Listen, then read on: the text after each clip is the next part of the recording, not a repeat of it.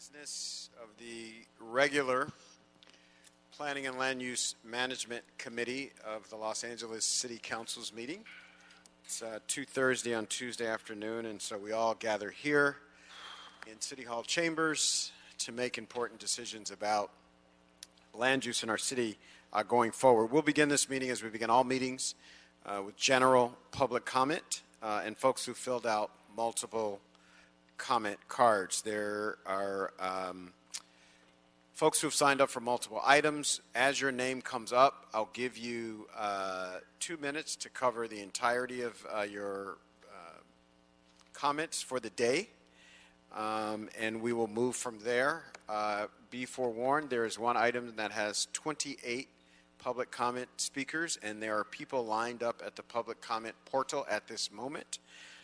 So if something has been said before, you might not be compelled to say it again, and you can feel free to pass. We're joined by members, Councilmember Smith, Councilmember Price, and our Vice Chair, Councilmember Blumenfeld of the idyllic San Fernando Valley. We'll begin our meeting with Wayne from Encino.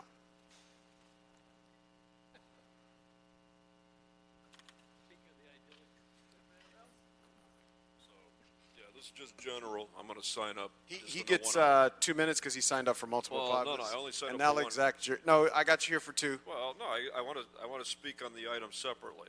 You're going to have 2 minutes now, and that'll conclude your opportunity to speak in this meeting. I only signed up for general and one item, and the items on the tavern. Your time is expiring, Mr. Spindler. I want to speak on the item with the tavern separately. I want to do that separately. I only signed up for one item on the agenda and public comment. So do I do my public comment now, or do I wait for the item to come up on the tavern? So am I gonna be able to just speak general now? You have 2 minutes to speak now, of which you've used 30 seconds already. But I don't understand how this works. I didn't sign up for multiple items. I signed up for one agenda item and general public comment. So I'm entitled to two separate comment periods. I want to speak on the item with the tavern at the same time that upon which you consider. Does that make sense? It makes sense to me. Right? Unless I do it differently. So are you going to violate my civil rights again, or are you going to follow the Brown Act? Because, I'd really appreciate that. Rather than talk about procedures, I'd like to do this the right way.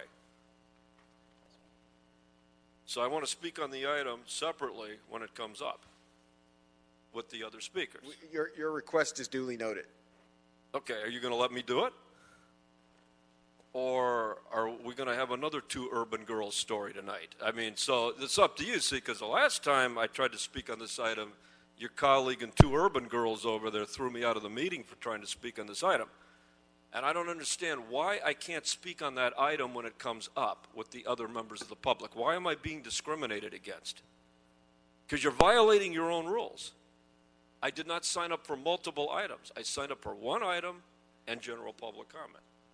So you cannot force me to speak on the item until it's called later. So I want my card called with the rest of the members of the public when that item comes up, just like everybody else, please. That's your time. Because Susan Hunter. If you don't do it, Susan Hunter.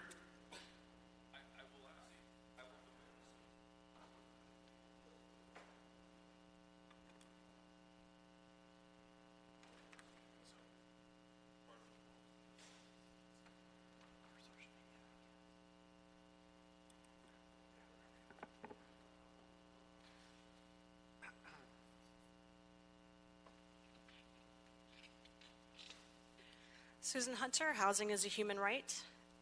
In regards to items 12 and 13, and as a general comment, I was shocked at a recent hearing involving the city in regards to producing affordable housing as a state mandated under CRA redevelopment plans. That the state's, or the city's attitude, was that the plans haven't expired yet, so we don't know that we haven't met our requirements to build affordable housing. We are at a crux of the issue being that developers are not being pushed as state law requires to create the affordable housing that they are supposed to. The city is the one who needs to mandate that under state law, under CRA redevelopment law. That is strictly on the people who sit in this horseshoe. Yet, it is a continued attitude of, well, just keep trying to force us to. We, as a city, should not have to force the city leadership to follow the law.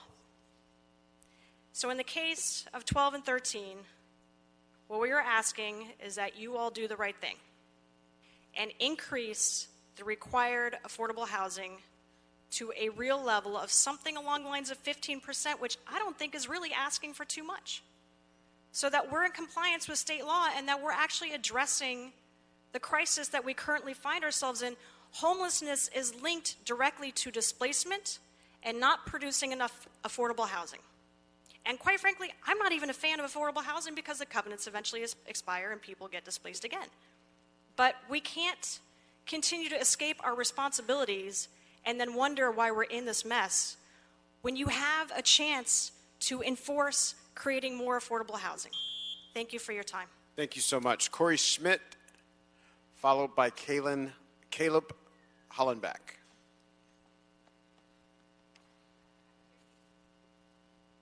It's multiple, right? All at the same time? Yes.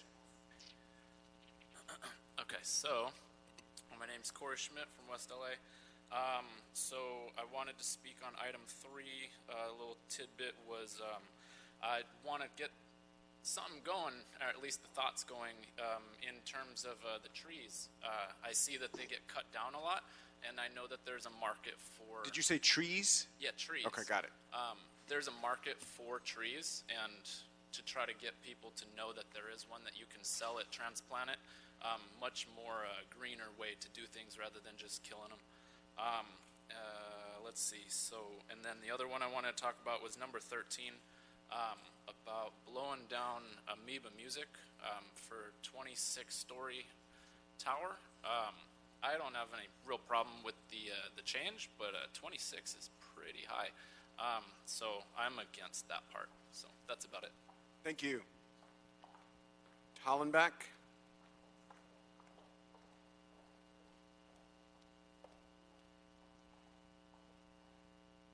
How's it going?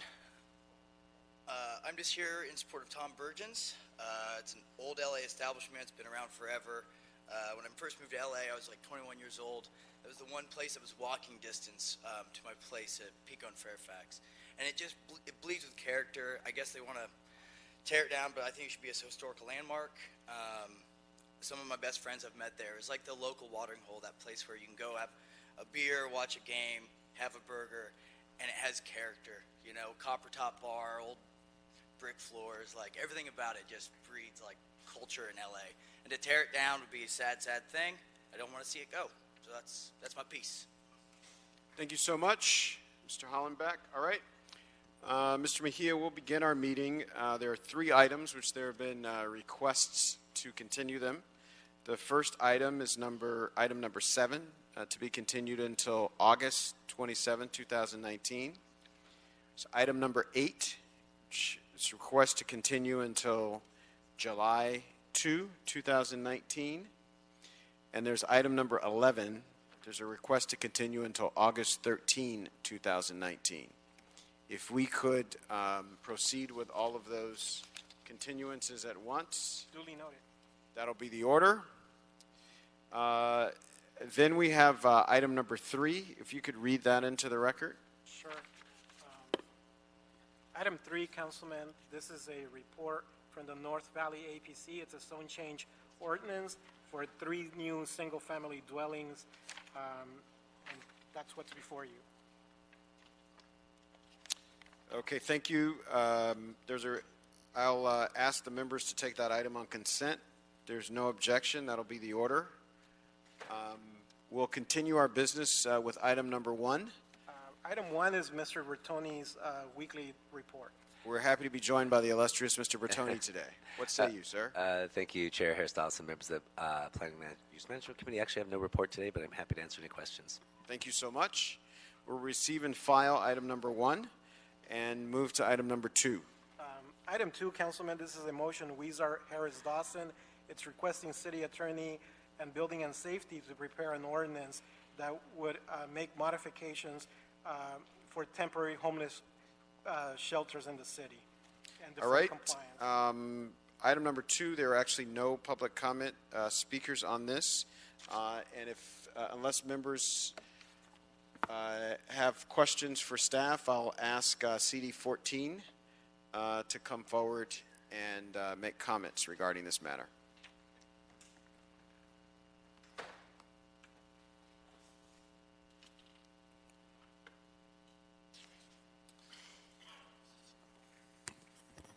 Thank you, Mr. Chair and committee. I'm Martin Schlager, Policy Director with Council District 14, and I wanted to speak to item 2, which stems from our CD14 motion, and the intent of which is to address the crisis that has people dying on our streets, the crisis of homelessness that, Mr. Chair, you know so well, Mr. Price, we've served with my member and on this and on the homeless and poverty committees together. I know you're very familiar with this severity, this crisis that we're facing. So we wanted to make sure that this ordinance was requested with an urgency clause, given that urgency. That's one request I'd like to make of you today as an adjustment and a slight amendment to the motion in front of you. And I also wanted to clarify for folks that when we're talking about a temporary homeless housing as the exception we're trying to build into the seismic retrofit ordinance, I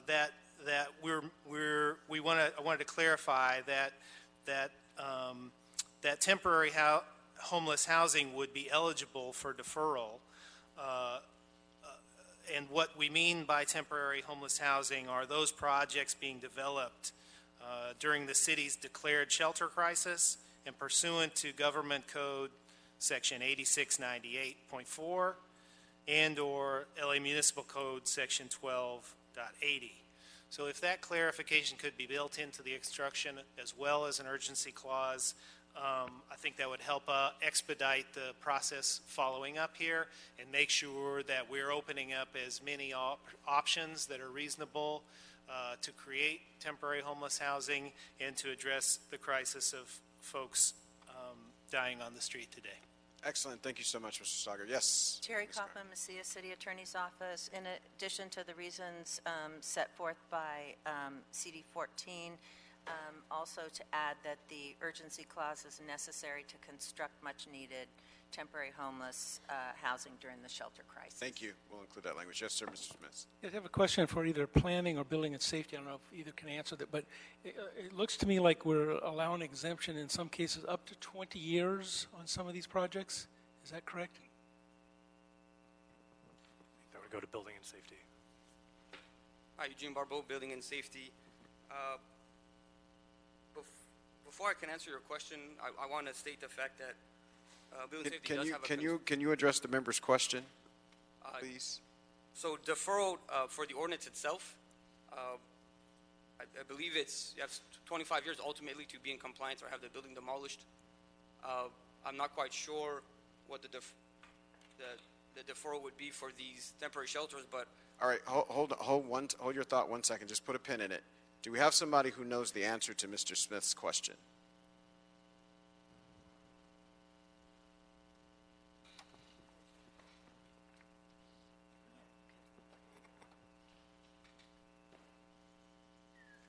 Adrian Corsani, City Attorney's Office.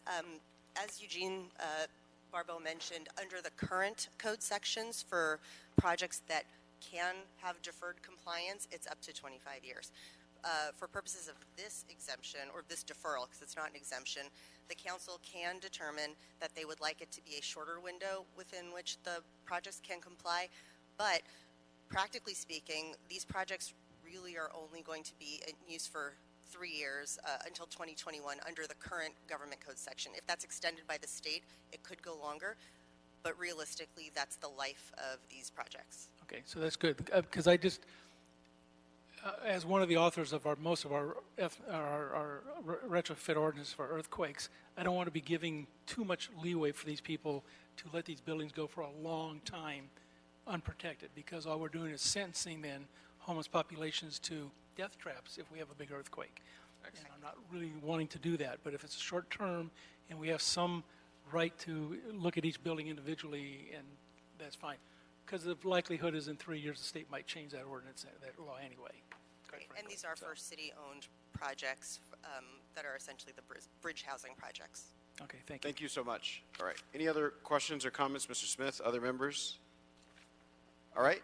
I think we're good. Thank you. So this item is before us. If there's no objection, we'll adopt the matter. With the changes that were suggested, Councilman. Yes, with the suggested amendments from Council District 14. Yes. Terry Kaufman, Mesilla City Attorney. Also, if the committee wants to state the number of years that they're talking about for the deferral, they should do that, so we know what that is. Do that in this or in every individual project, then? Do we have the ability to? Can we just, would it work for you if we just did it for the 3 years? Yeah, I mean, that's what state 3 law years is. from the time of the project? Can we, so if we have an amendment, I'll make that amendment, Mr. Smith, if you can give me a second. Yeah. We'll amend the matter as such. And I'll move that we adopt the matter as amended. Hearing no objection, that'll be the order. All right, that takes us to item number 4. Item 4, Councilman, this is a communication from the mayor relative to the appointment of Mr. Jacob Stevens to the East LA APC. All right, we have Mr. Jacob Stevens. If you could come and allow us to thank you for putting yourself forward to serve, and tell us just a little bit about yourself and what you hope to accomplish on behalf of the city in this capacity. Mr. Chair and council members, thank you for the opportunity to be before you this afternoon. As the grandson of a chronically homeless woman in Los Angeles, I find this to be a particularly meaningful experience for me and my family. I lived the better part of my life in the 14th District in Eagle Rock, where I went to Occidental College, and first came here as a youth staffer to City Council Member Nick Pacheco many years ago. I look forward to participating in the discussion. I think we have a tremendous opportunity before us here in Los Angeles to really make some change and show how it happens in the best city in America. So I appreciate your support today. Excellent. Thank you so much. Members, any questions or comments for the nominee?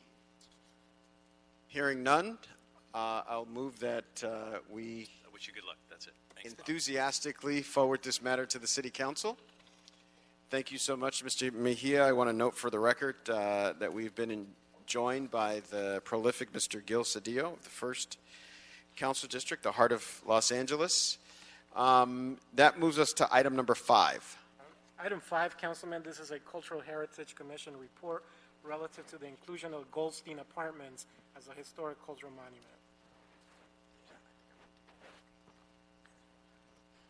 Yes, sir, Mr. Bernstein. Good afternoon, council members. Ken Bernstein with Department of City Planning and Office of Historic Resources. The nomination before you is for a 2-story, 4-unit apartment building and a detached garage on North Kings Road between Beverly and First in the Beverly Fairfax neighborhood. This is a nomination that is coming back to you, having been initiated by council motion by Councilmember Paul Koretz last fall. The Cultural Heritage Commission evaluated the nomination and determined that it did not meet any of the 3 criteria under the Cultural Heritage Ordinance and is ineligible for designation, and that it did not reflect the broad cultural, economic, or social history of the community, was not associated with any historic persons or a master architect, builder, or designer, and was not a particularly notable or unique example of French Norman architecture, a French Norman architectural style. It does come back to the council, though, because it was initiated by council motion. So Excellent. I'm happy to answer any questions. Excellent. Thank you so much, Mr. Bernstein. So are there questions or comments for Mr. Bernstein on this matter? Seeing none, I know we want to hear from Council District 5, Mr. Kleinman on this.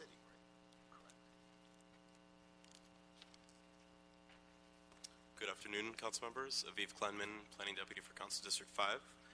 Councilmember Koretz is supportive of the Cultural Heritage Commission report relative to declining the inclusion of the Goldstein Apartments located at 132 to 134.5 North Kings Road in the list of historic cultural monuments. The property owners have agreed to not demolish the building and to maintain the building to its historic character. Thank you. Thank you so much. If there's no further discussion on this matter,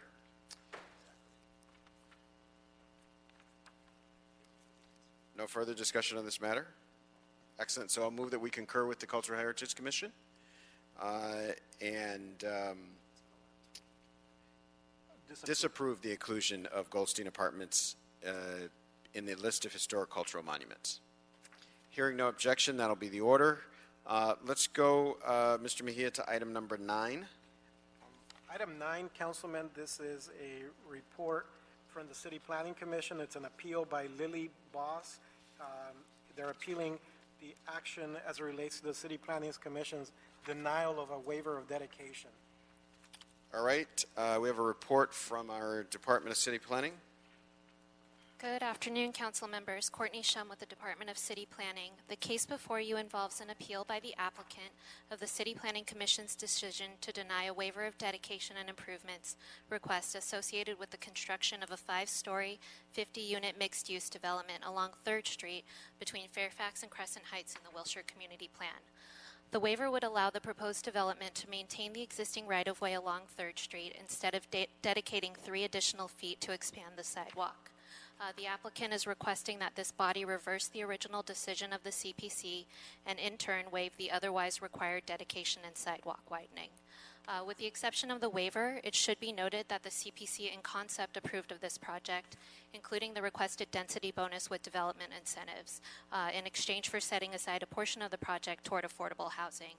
That decision was not further appealable and is now final. That concludes my presentation. I'm available for any questions. Thank you. Thank you so much. If there are no questions or comments, we have 3 public comment speakers on this matter, beginning with Leonard Campner, Daleb, Mr. Dale Goldsmith. And actually, that's my mistake. We got to hear from the applicant and the appellant first. Yes, so before public comment, we will ask the appellant or their representative to come and speak for 5 minutes or less. Good afternoon, honorable committee members. My name is Dale Goldsmith. I'm a partner with the law firm of Armbruster, Goldsmith & Delvac, representing the applicant and the appellant. I'd like to commend staff in a very thorough staff presentation. As noted, the applicant is seeking a waiver of dedication improvement to grant relief from a 3-foot dedication and widening along 3rd Street. Staff originally had supported this request, but the City Planning Commission unfortunately denied it. We think it is warranted for several reasons. First and foremost, the site is already narrower than it should be. It's a narrow site, but it was made narrower because in response to concerns from the neighborhood, we agreed to set the building back 3 feet from the alley to the south to allow for a wider alley. That was a condition of approval from the neighborhood council that left 3 feet less to develop the site, and given the constraints of the north-south dimension, it would mean that the size of the commercial space would be so narrow as to be unleasable. We did a survey of the existing commercial space along 3rd Street and found that the average depth was between 54 to 100 feet, averaging about 73. The variable depth of the current configuration is 21 to 55 feet. An additional 3 feet of loss as a result of the dedication improvement would render that space virtually unleasable. In addition, the proposed dedication improvement would not provide for the city's mobility needs. The widening would not provide any additional street capacity, rather just sidewalk.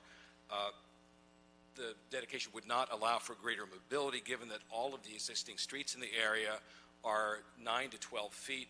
There would still be 12 feet in front of the project site. We believe that would be adequate. Adding a little bit of extra 15-foot sidewalk would not materially improve the circulation in the area, given the constraints in on the surrounding blocks. In addition, the project would have floors and double doors. It would have an active ground floor commercial use. We believe, and it will remove an existing curb cut. We believe that even with the waiver and dedication, the project will significantly improve the pedestrian circulation in the area. Therefore, we would respectfully request that you approve the WDI by granting the appeal. I'm available for any questions you may have. Thank you. Thank you so much. Now we'll hear from the applicant. You were the applicant. The applicant is the appellant. All right. So we should go to public comment. Yes. We're sure. Yes. All right. Leonard Campner. Nope. Daleb. All right. We'll hear from. Here she comes.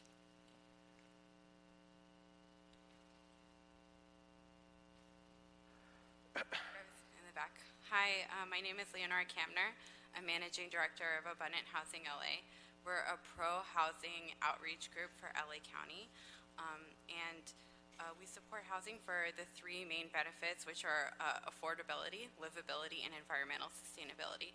So we're supporting this project because it's 55 units of housing with 5 affordable housing. And, you know, I was at the vacancy tax press conference today because we're supporting vacancy tax. And one thing we're saying is that every single unit counts.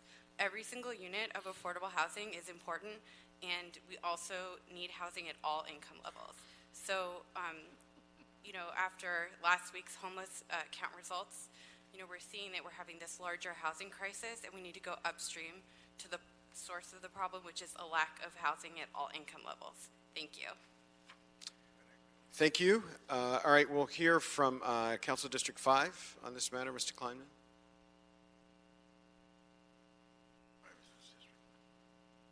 Good afternoon again, council members. Aviv Kleinman from CD5. Councilmember Koretz supports the applicant's waiver of dedication and improvement to waive the otherwise required dedication and sidewalk widening along the subject property's frontage on the south side of 3rd Street for the properties located at 8,000 to 8,014 West 3rd. The applicant has agreed to dedicate 3 feet in the alley on the south side in order to allow for smooth ingress and egress for cars.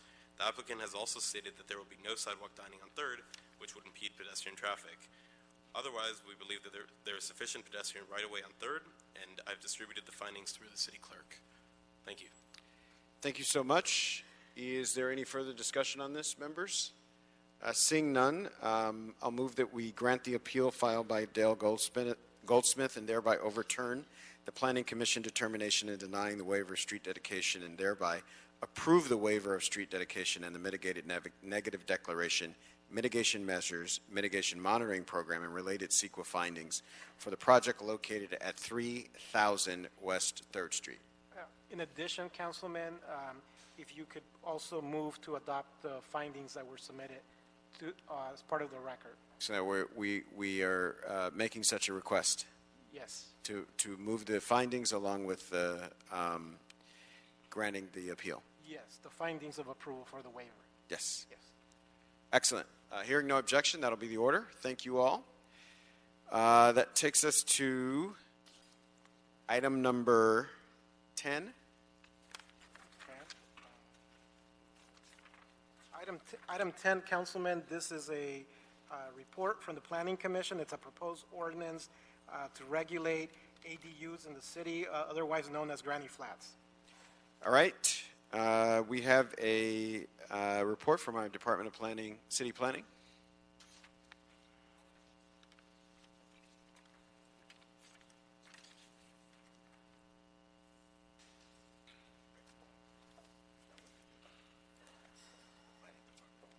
Thank you and good afternoon. My name is Callie Hardy with the Department of City Planning, presenting today on the proposed accessory dwelling unit ordinance.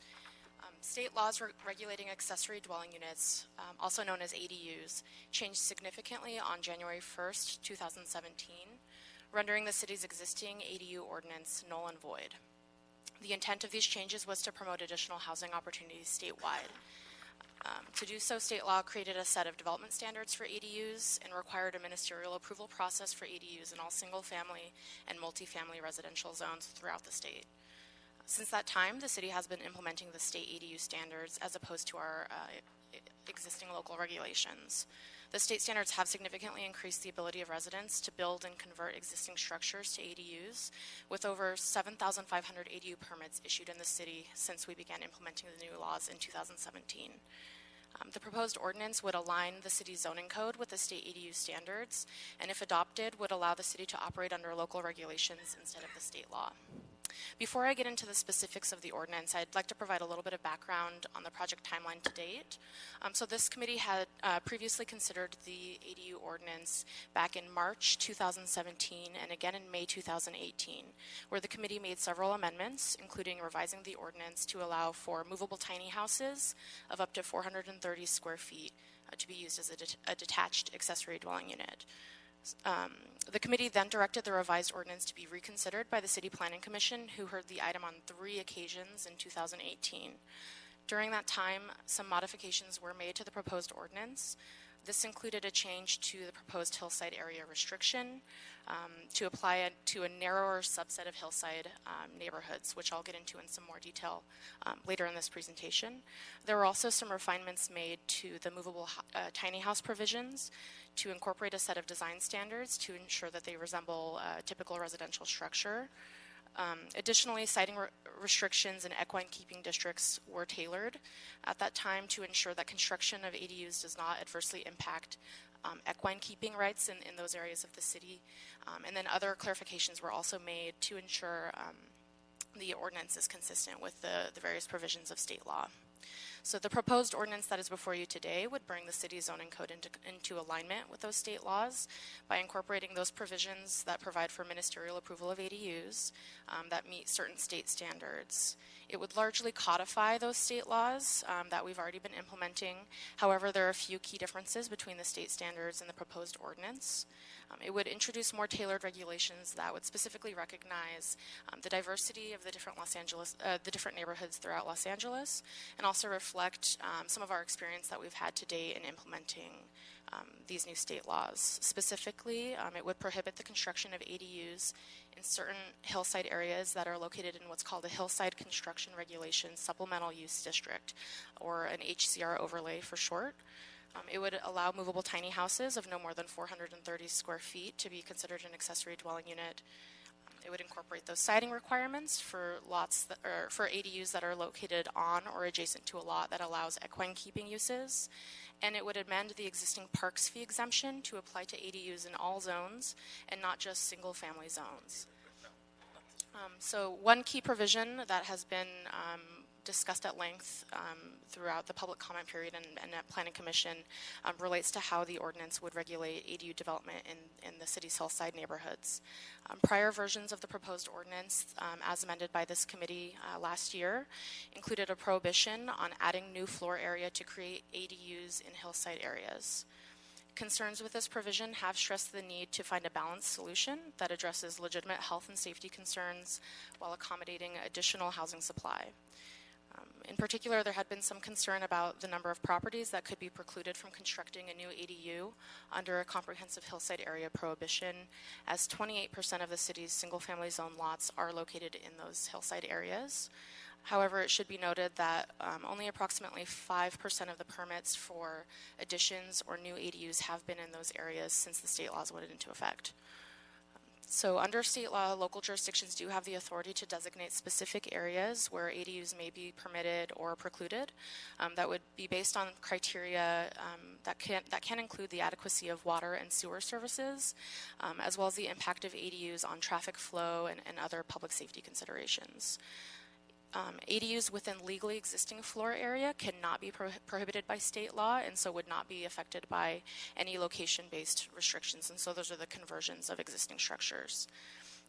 Given that many Hillside neighborhoods face challenges related to street width, parking, higher fire risks, and emergency response access, the Hillside area prohibition was recommended by this committee in order to help address some of those concerns. As I mentioned, when we were back with Planning Commission last year, the Planning Commission requested a recommendation for alternatives to this prohibition.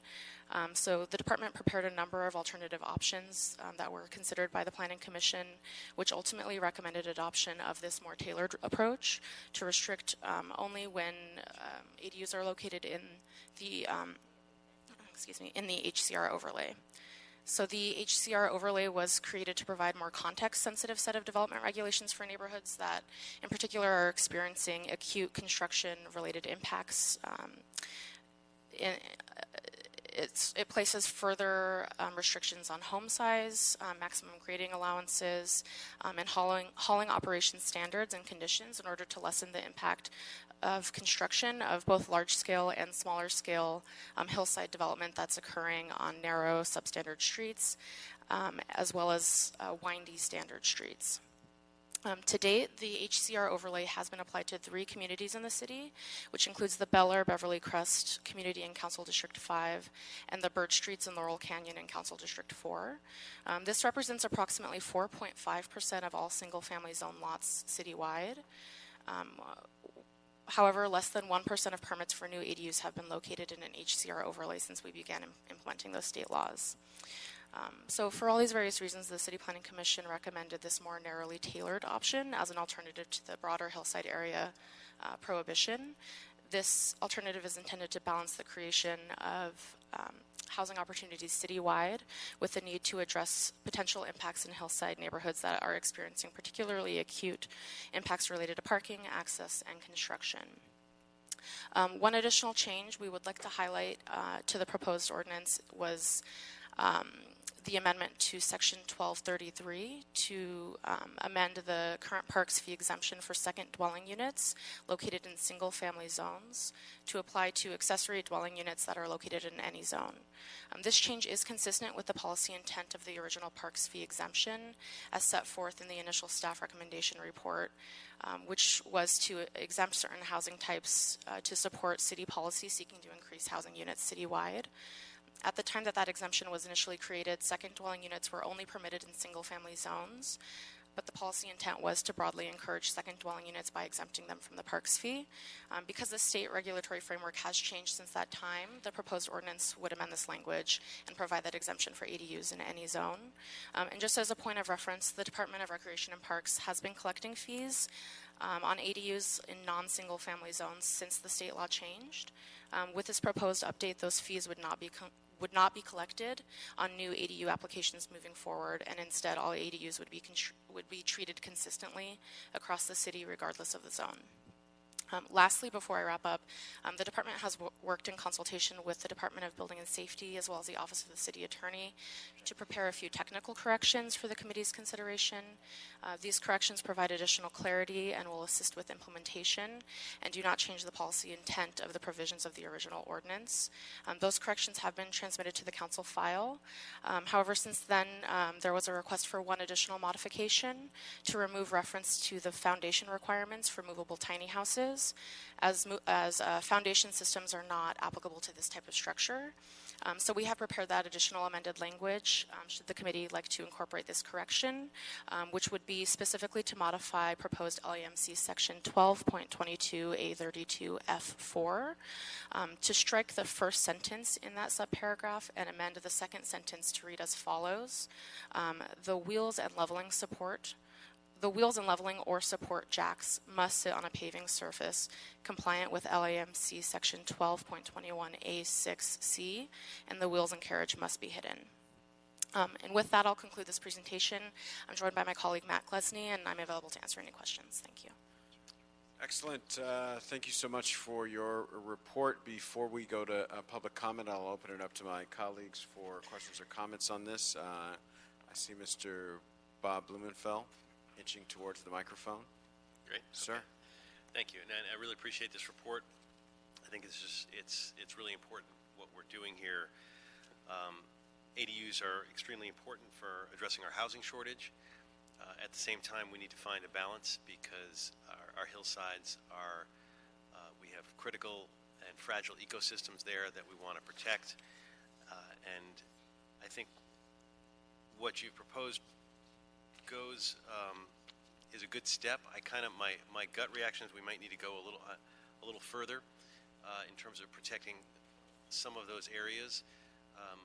Although I recognize that a blanket ban is probably too much because of the importance of housing. But wanted to drill down a little bit. How many ADUs have been permitted, and also just to get a sense, by the city since we were required to move back to the state guidelines?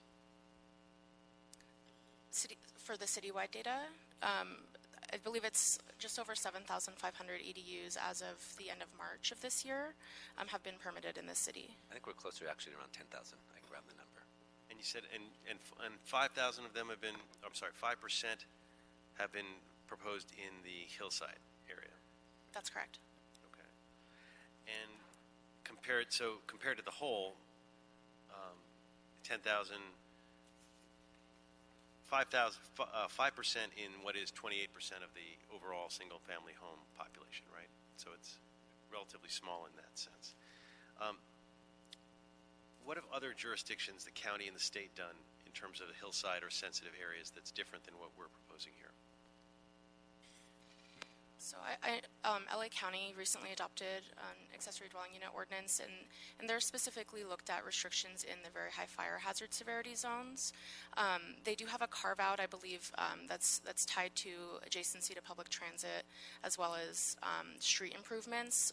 If the street has is improved to a certain width, then they are eligible to have an ADU in those zones. Is that like 24 feet? Because that's where I'm sort of headed with this. I'm thinking probably in addition to the screen that we have, if we had a screen about the width of the street, and if it was smaller than a certain width, and in the hillsides, that may be enough to say that we have reasons to worry about access and fire and those kinds of things. So that's kind of where my head is at the moment. But will the development of the ADUs or on the substandard hillside streets require either a dedication or improvement of the roads to the edge of the hillside, or a ZA determination to waive that requirement? Yes, under the hillside ordinance provisions, the requirements to improve if you have a substandard street or dedicate remain the same for ADUs as any other new dwelling unit in the hillside. And so, often you have to improve down to the edge of the hillside area, unless there is a waiver procedure for that as well. There is what? Sorry, there is a waiver procedure to remove those dedication and improvement requirements as well. But the standard is that you have to meet those unless you get the waiver. So anyone who is putting in one of this would also have to do that or get that waiver. That's correct, sir. And that is, I think, part of the reason we explored a lot of different options, and we realized a lot of concerns about hillside development have been addressed through other regulations, including we've done a couple hillside ordinances that have requirements on dedication waiver, size of the buildings, et cetera. Those would apply to ADUs. The state law doesn't preclude that at all? State law on ADUs has certain provisions that you have to follow, but they allow for leeway in others. So you do have leeway on some size limitations, some lot coverage considerations. Things like parking and things like yards are called out in the state law. And so if we have regulations that are different, the state law does often preclude the application of those local laws for parking, passageways, our setbacks, our yards, a couple other provisions that are prohibited to look at. That's correct. Okay, and one of the options that was given to CPC was tailored solution for the hillsides that would involve multiple criteria to be looked at before the ADU would be allowed. What are the advantages or disadvantages of using that kind of a system, and could that option be further refined? Certainly. So, many of the options looked at more of a criteria-based requirement, similar to what was ultimately adopted in the county. They are beneficial in that they allow us to consider more narrowly what are the particular considerations and concerns related to accessory dwelling unit development in the hillside. So you mentioned street width, for example, or accessibility to public transit. A lot of those are meant to address, in particular, the concerns around parking on the streets in the hillside areas when there's not a parking space provided for that new unit. One of the big challenges that we found with this approach is just availability of data, honestly, and particularly relating to street width, and just being unable. I'm sorry, say that again. Availability of data relating to street width, and being unable to really map out the exact magnitude of the areas that would be impacted by provisions of that nature. Right, but in terms of enforcement, I mean, street width is a pretty objective measure. So I mean, if we were to go to that as one of the criteria, or adding that as criteria, there's no ambiguity there. We may not have the data to know the exact impact. We'll have a range in terms of the impact, but in terms of enforcement. That's right. Although in the application process, it's something that would be determined on a case by case basis for most applicants to determine whether they would be eligible to add an ADU on their property. And the hillside definition and the very high fire hazard severity district, they overlap in a number of places. Is one bigger than the other, and how does that work? So both the hillside area and the very high fire hazard severity zone cover pretty similar areas of the city. Obviously, the very high fire hazard severity zone is particularly limited to areas that are at a higher risk of fire, whereas the hillside areas are determined by the grade of the site. So we did find that some parts of Arleta, Pacoima, Granada Hills, Echo Park, and San Pedro would be available for ADUs if it was switched from the hillside area prohibition to very high fire hazard severity zones. While you would have some additional areas that are kind of on the fringes of those hillside areas would basically now fall under the very high fire hazard severity zone. So it's very minor differences between the two maps, but there are some differences kind of around the edges. Around the edges and in the flatlands. Yeah. Okay. And then I've heard that the state has to review our ordinance in some way after it's adopted. Is that true, and what control do they actually have over it? Have they given us any insight into how that would work? Because that's an unusual. Correct. At Gillespie Planning, there is a provision in the state ADU law that requires cities to submit their adopted ordinances within 60 days of adoption for review and comment. The review is limited to a comment. There's not a formal, approval or rejection process, but they have the ability to comment on local legislation. My understanding is there is legislation this year in the legislature that could amend that further and actually give HCD, the state Housing Community Development Department, more power over the review of ordinances. That would likely take effect January 1st, 2019. That may give them ability to go beyond approval or review and comment and actually reject ordinances that they believe to be inconsistent with state law. You're saying if they author a separate piece of legislation? That's under separate piece being considered this year would have to be passed and signed by the governor. But what they have to comment on is purely advisory. Today, that's correct. Yeah. Okay. Great. Last comments. I mean, I'm very pleased that you dealt with the equine areas. I had raised that because there are a number of communities in my district that were concerned, and I think you did a good job on that. And I guess as we move to the amendment phase, I'm going to look toward looking at streets that are less than 24 feet in width and within the hillside or very high severity hazard zone as to be included in as an area that we can look at. I guess I'd also, maybe when we do the report backs, look at options that are more tailored, like we talked about in the hillsides, that allow us to look at habitable space, but take into consideration unique limitations like slope and access and fire risk and parking. I know that adds a level of complication that's more complicated than just the street width, but if we're going to be getting report backs on things, that would be worth looking at too, just so that we're moving forward with the right criteria, and we have to do a certain amount of blanket action here because we're talking about a large area, but the more objective criteria we can put in, the better off I think we are. But thank you. Thank you, Mr. Blumenfeld. Other questions, comments? Mr. Cedillo. Yes, let me add to that, I'm also concerned, though, that it may have an adverse impact on our ability to, for homeowners to develop ADUs in my district. I know Mr. Blumenfeld is very thoughtful about his district, and I have complete respect for him and his thoughtfulness and what his concerns are.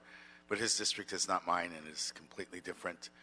Our community is growing, it's robust, a lot of new homeowners, but we are in Hills, and it is an environment that people are moving to and are very excited about that. And so I want to make sure that these restrictions don't creep out into my district and impair the ability for homeowners to make these developments. They add to the housing stock, that's a matter of record, but in addition to that, they provide opportunities for people to, in many instances, keep or maintain their homes, or to create additional revenue streams so that they can address concerns within their family. And this is something that we've heard testimony, hours of testimony on, when people try to impair the ability for people to utilize their own personal property to help take care of the needs of their family. And so I'm very concerned about that, and I'd like you to report on that as well. Thank you, Mr. Cedillo. We have public comment speakers on this matter. Leonard Campner, Jason Patrick Douglas, Emma Howard, and Charlie Mims.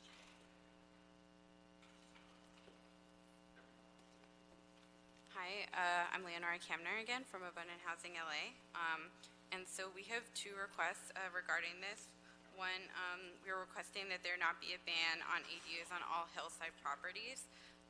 We need the housing supply, and as I mentioned before, every single unit counts, and with ADUs we're talking about potentially thousands of units. So previously I spoke on a 55-unit project, so that just puts that in some perspective. Another point about that is the environmental issue. By not producing enough housing in our city, then it pushes people out into green space that really should be protected, and it makes car commutes longer. And the final comment is we're asking to exempt the first 800 square feet of ADUs from floor area limits, and this would help owners of smaller properties and be able to have ADUs on their property and make sure that ADUs are not only available to higher income Angelinos. Thank you so much.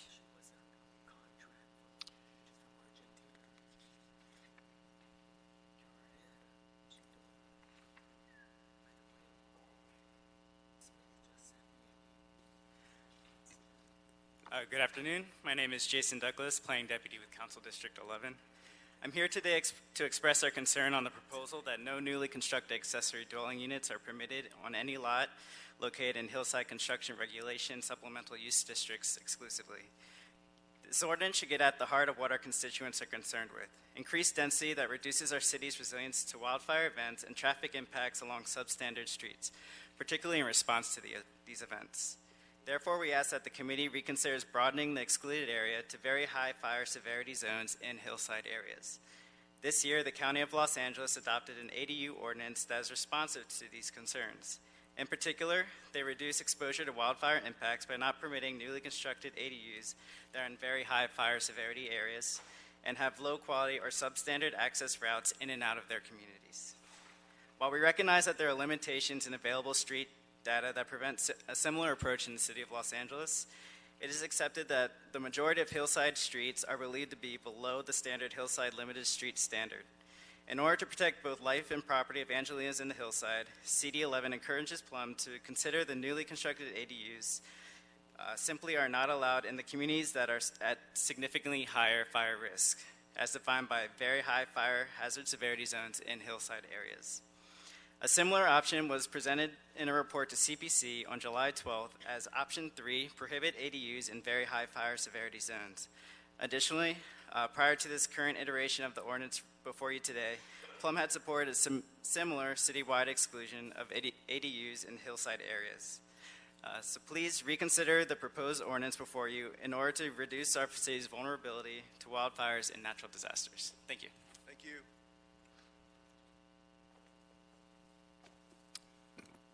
Good afternoon, Mr. Chairman, members of the committee. Charlie Mims, I'm president of the Hillside Federation. We represent 43 residents associations throughout the Santa Monica Mountains and the Hollywood Hills, including the rim of the valley. We appreciate some of the changes to protect equine areas. We would recommend, as previous speaker, that ADUs be banned in all hillside areas and all high-severity fire hazard districts. 98% of the streets in the hillside areas are either unimproved or narrow streets. A lot of the lots are very small, and most of the hillside areas in high-severity fire hazard area that we have problems with parking already. With additional development, it's only going to increase the parking problems. We have a concern about public safety and the police cars and especially fire engines being able to respond to the hillside areas. And that's not just in the fire, responding to a fire, but responding to heart attacks, other public health matters. Thank you. Okay, thank you. Good afternoon, council members. Emma Howard, Council Member Rue, Council District 4. I'm Council Member's Director of Planning. I have the dubious distinction of being the only council deputy, I think, to speak at all of the CPC hearings held over last summer and fall. A little over a year ago, Plum heard this accessory dwelling units ordinance, and as you may recall, the draft in May 2018 contained the following language. Except for conversions meeting the requirements of subdivision E below, no ADU is permitted on any lot located in a hillside area as defined by the hillside area map. The council member supported that provision and the May 2018 draft ordinance in its entirety, which I will call the Plum version. Because of changes unrelated to the hillside, the Plum version returned to the City Planning Commission, and over the summer and the fall, they had 3 public hearings and dragged it out until essentially the very last date to act, trying to find new ways to come at the hillside issue, because there is a hillside issue. There are 2 kinds of hillsides. There's an infrastructured hillside that can handle this kind of development, and then there's CD4 hillsides. So the council member strongly opposed the decision to change it to just the Hillside Construction Regulation Supplemental Use District. He held his support for your Plum version through all the hearings and through all the staff reports that were generated. He held his support while we went through the worst fire season that we've seen, and while climate scientists told us that we were going to go through worse to come in the future. The vast majority of ADUs, as we've been hearing, have been and will continue to be permitted outside of hillsides. The CPC made the housing section do this analysis. They've done more analysis. We find something between 93 to 95% of all ADUs are built outside of hillsides. Of the ADUs built in hillsides, consistently 70 to 80%, I think, are being conversions of space, which we were never against and which the Plum version was never against. That's the state requires that conversions be allowed.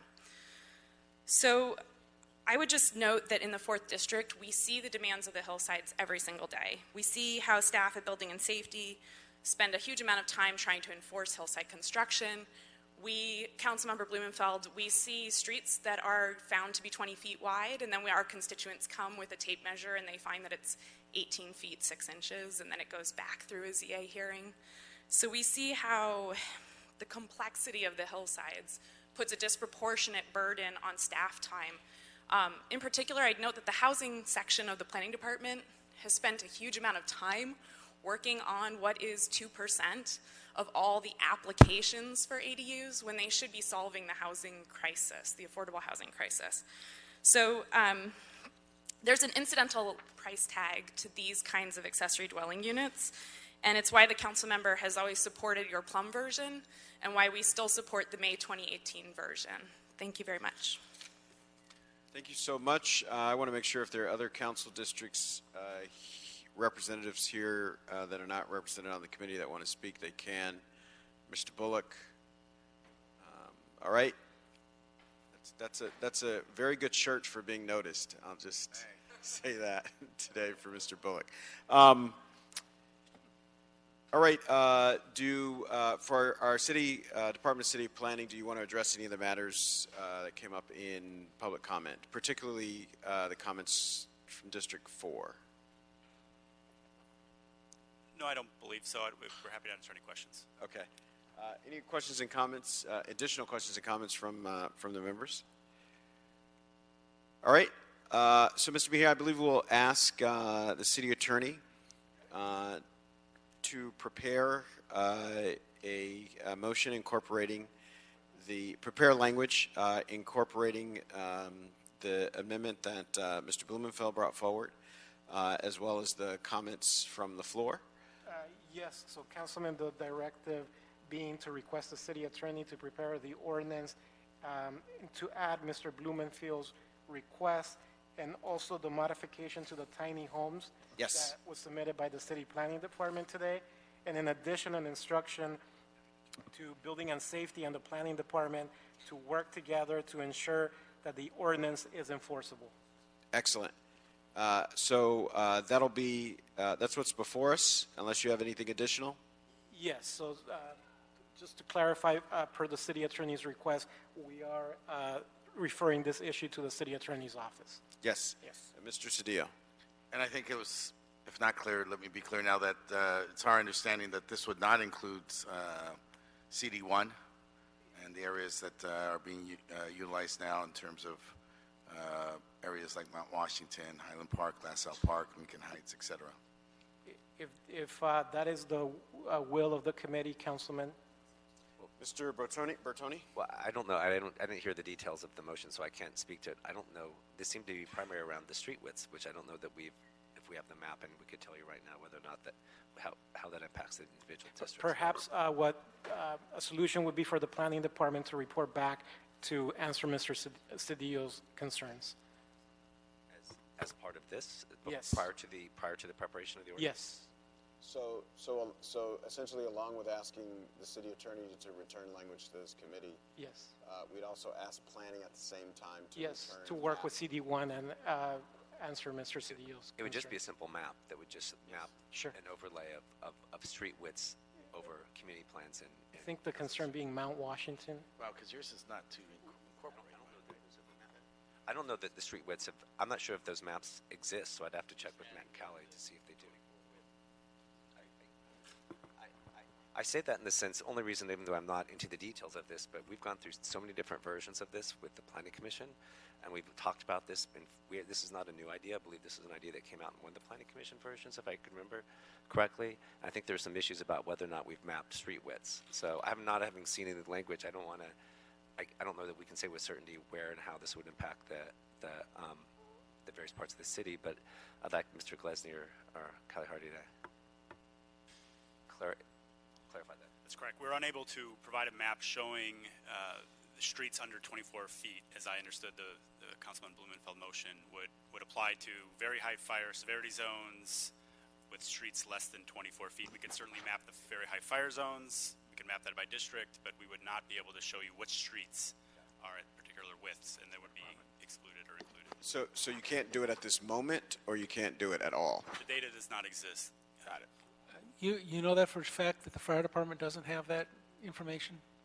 We did a good deal of digging with our friends from engineering, building and safety, public works, fire to see if they have any databases. I believe there's a motion to ask them to begin collecting that at a parcel level, but the data that does exist is not reliable, is our understanding. All right, the chair is a little surprised that we don't know the width of our streets. I think that's what you're saying? Yeah. We were too, but that's what we found out when we did the research with the other departments. So I think what we had looked at, you would have to actually, it'd be incumbent upon, I think we have to go back and pull that staff report that since the maps don't exist, it'd be up to the individual. We'd have to carefully walk through what the regulation would look like. And remember that street widths aren't the same especially in the hillside areas. Sure. Street widths vary throughout the whole city, especially in the hillside areas. So you'd have to kind of define where is the street width that you're talking about, in front of the house, from the house to down the hill to where you're going to. There's also street right-of-way versus what's being improved, and those are two different things. So what you have in a lot of areas where you have either a street easement or a street right-of-way, which is much wider than the improvement, and it may be that you have a very wider right-of-way or a wider easement, but the ability to improve it is very limited, especially in the hillside areas because of the physical nature of it. So we went back and forth on this particular issue and came up with different versions. That's why the City Planning Commission had explored this and chose not to do it. We also looked at red flag, you know, when the red flag zones were, and that was interesting because that wasn't even a whole street segment. That was typically intersections more than anything else. So that was where streets would come together in a way that would be difficult to serve a fire. So it was more about very small, the red flag areas were very small areas. So we looked at a lot of these different versions. Again, I'm not the expert on it. My staff, they're the ones, but we did this so often, I kind of remember some of this stuff off the top of my head. All right, so perhaps the path forward here, and I'm definitely open to suggestions from members, Mr. Cedillo, is that we ask the city attorneys for options regarding exclusions of specific areas by council districts. I will flag a concern about saying Council District 1 or Council District 8 or 12 because those lines change often. And I don't think that's a useful... I might suggest we could do community plan areas because those are clear. So by community You're plan changing areas. some of those now too. Yeah. But that is you're right, but we're very slightly. Very, very slightly. Yeah, I think a hillside neighborhood is going to stay in the same community plan area, more or less. But if we could get options, including that one, back as a part of this, I think that will provide us a couple steps towards a solution on this matter. City Attorney. Terry Kaufman, Messiah City Attorney's Office. Well, we certainly can work with the planning department. I mean, they'd have to come up with the parameters. Okay. We can work with them. Got it. So that'll be the order on that matter. Hearing no objection? No, Mr. All right. More discussion. Mr. Cedillo. What did the CA say? I'm sorry, I didn't hear you. I think that the city attorney was saying that more of the analysis would be done by the planning department. They're just looking at the legal, technical aspects, and we'll work with them from the Thank you, I appreciate analytical part. The planning's done a lot of work on this, and I appreciate that, so I'm good with that. Okay. Good. All right. All right. So 5 members present. Hearing no objection, that'll be the order. Mr. Mejia? Yes, sir. All right. Thank you. That takes us to item number 12. Item 12 and 13. And I'm sorry, I think we're taking 12 and 13 together. Yes, Councilman. Item 12 and 13 are interrelated. Same appellant, Doug Karstens. The appeal for number 12 relates to the vesting tract map. This is for a 200 residential unit apartment building in CD 13. And item 13, the appeal relates to the land use entitlements, the master CUP, the project permit compliance, and also the site plan review. Good afternoon. My name is Jason McCray with the Department of City Planning. Before you is the 6400 Sunset Project, a mixed-use development consisting of 200 units with 5% or 10 units reserved for extremely low-income households and 7,000 square feet of commercial space located at 6400 Boulevard in Hollywood. The environmental clearance for this case, a Sustainable Communities Project Exemption, also known as SCIPPY, was approved by the City Council November 21st, 2018. On January 9th, 2019, the Deputy Advisory Agency approved the tract map for the case VTT 74496-CN. January 28th, 2019, an appeal of the Deputy Advisory Agency decision was filed.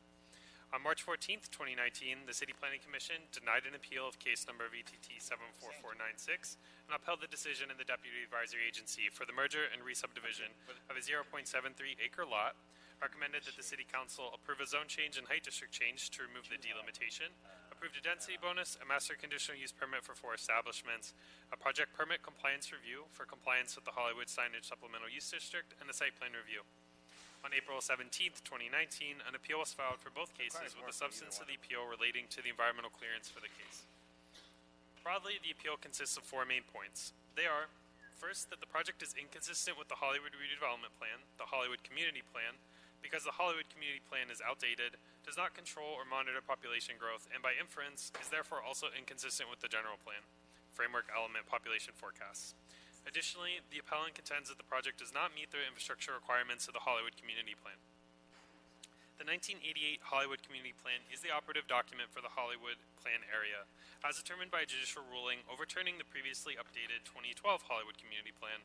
In addition, the Hollywood Community Plan is required by state law to plan for, not control, growth. In order to qualify for a Sustainable Community Project exemption, Public Resource Code Section 21155.1 requires a project to be adequately served by infrastructure. The project was determined to be eligible for the Sustainable Communities Project exemption by the City Council, based on their independent judgment and the whole of the administrative record on November 21st, 2018. Second, the appellant contends that the project must provide 15% affordable housing pursuant to the Hollywood Redevelopment Plan. However, as provided in the Plum correspondence, previously addressed orally at the CPC hearing, and provided on page 17 of the Hollywood Redevelopment Plan, the 50% affordable housing requirement, quote, shall apply in the aggregate to the housing in the project area and not to each individual case of rehabilitation, development, or construction of dwelling units. Third, the appellant states that the consideration of the VTT and CPC entitlements for the project were piecemealed. The Deputy Advisory Agency's authority is limited under the LAMC and does not have the authority to grant approval of the CPC entitlements requested by the applicant. Further, condition of approval number 13 in the VTT letter of determination states that the map approval shall be contingent upon the approval of the associated CPC case.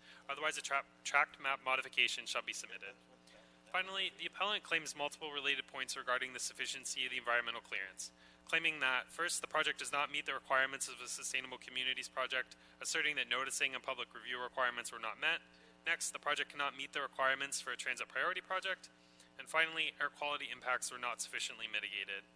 A Sustainable Communities project exemption does not have public noticing requirements pursuant to PRC Section 21155.1, and the project qualifies for a Sustainable Communities project exemption as a transit priority project pursuant to PRC Section 2115.1, as documented in the exemption prepared for the project available on the city's website and is determined by City Council on November 21st, 2018.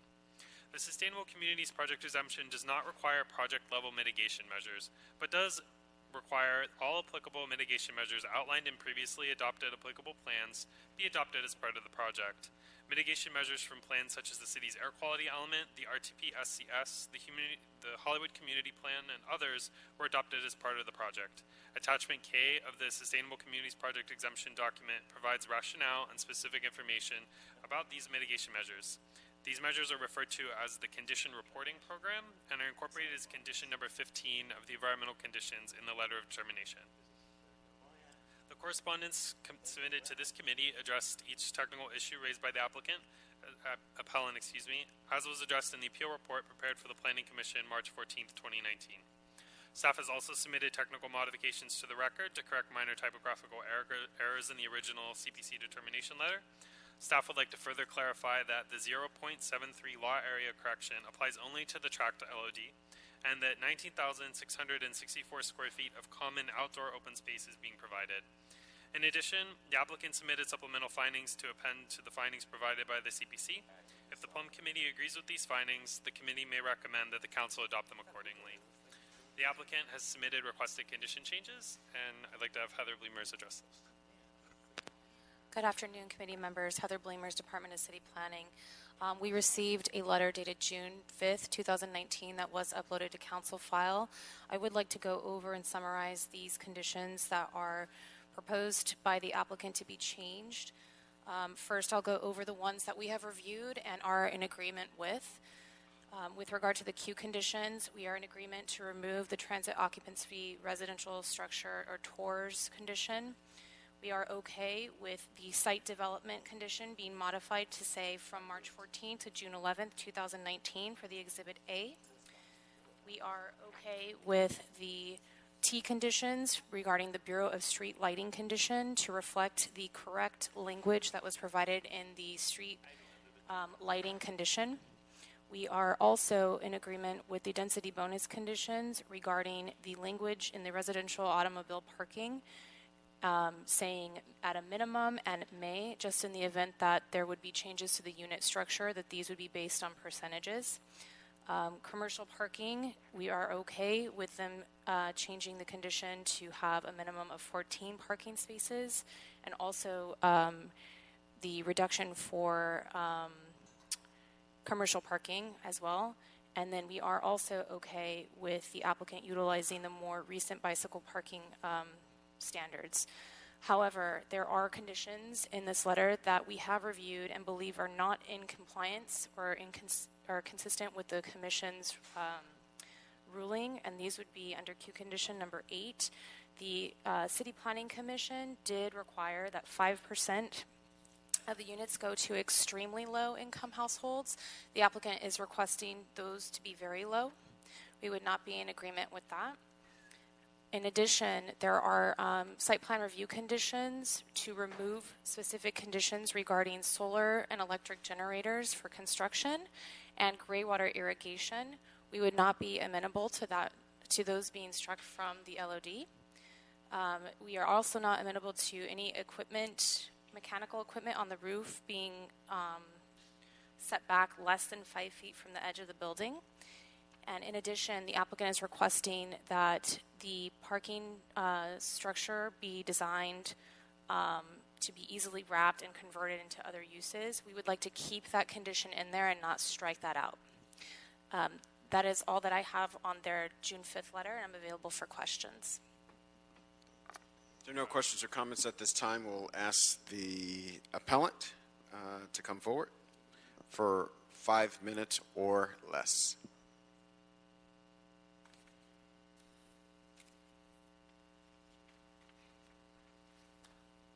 Good afternoon, Honorable Chair and the members and the City Attorney and staff. My name is Douglas Karstens. I'm here on behalf of the appellant, Coalition to Preserve LA. We did have a lot of issues. A lot of them were ticked off by the planning staff. We also do have objections about the historic resource, the value of amoeba records, noise during construction.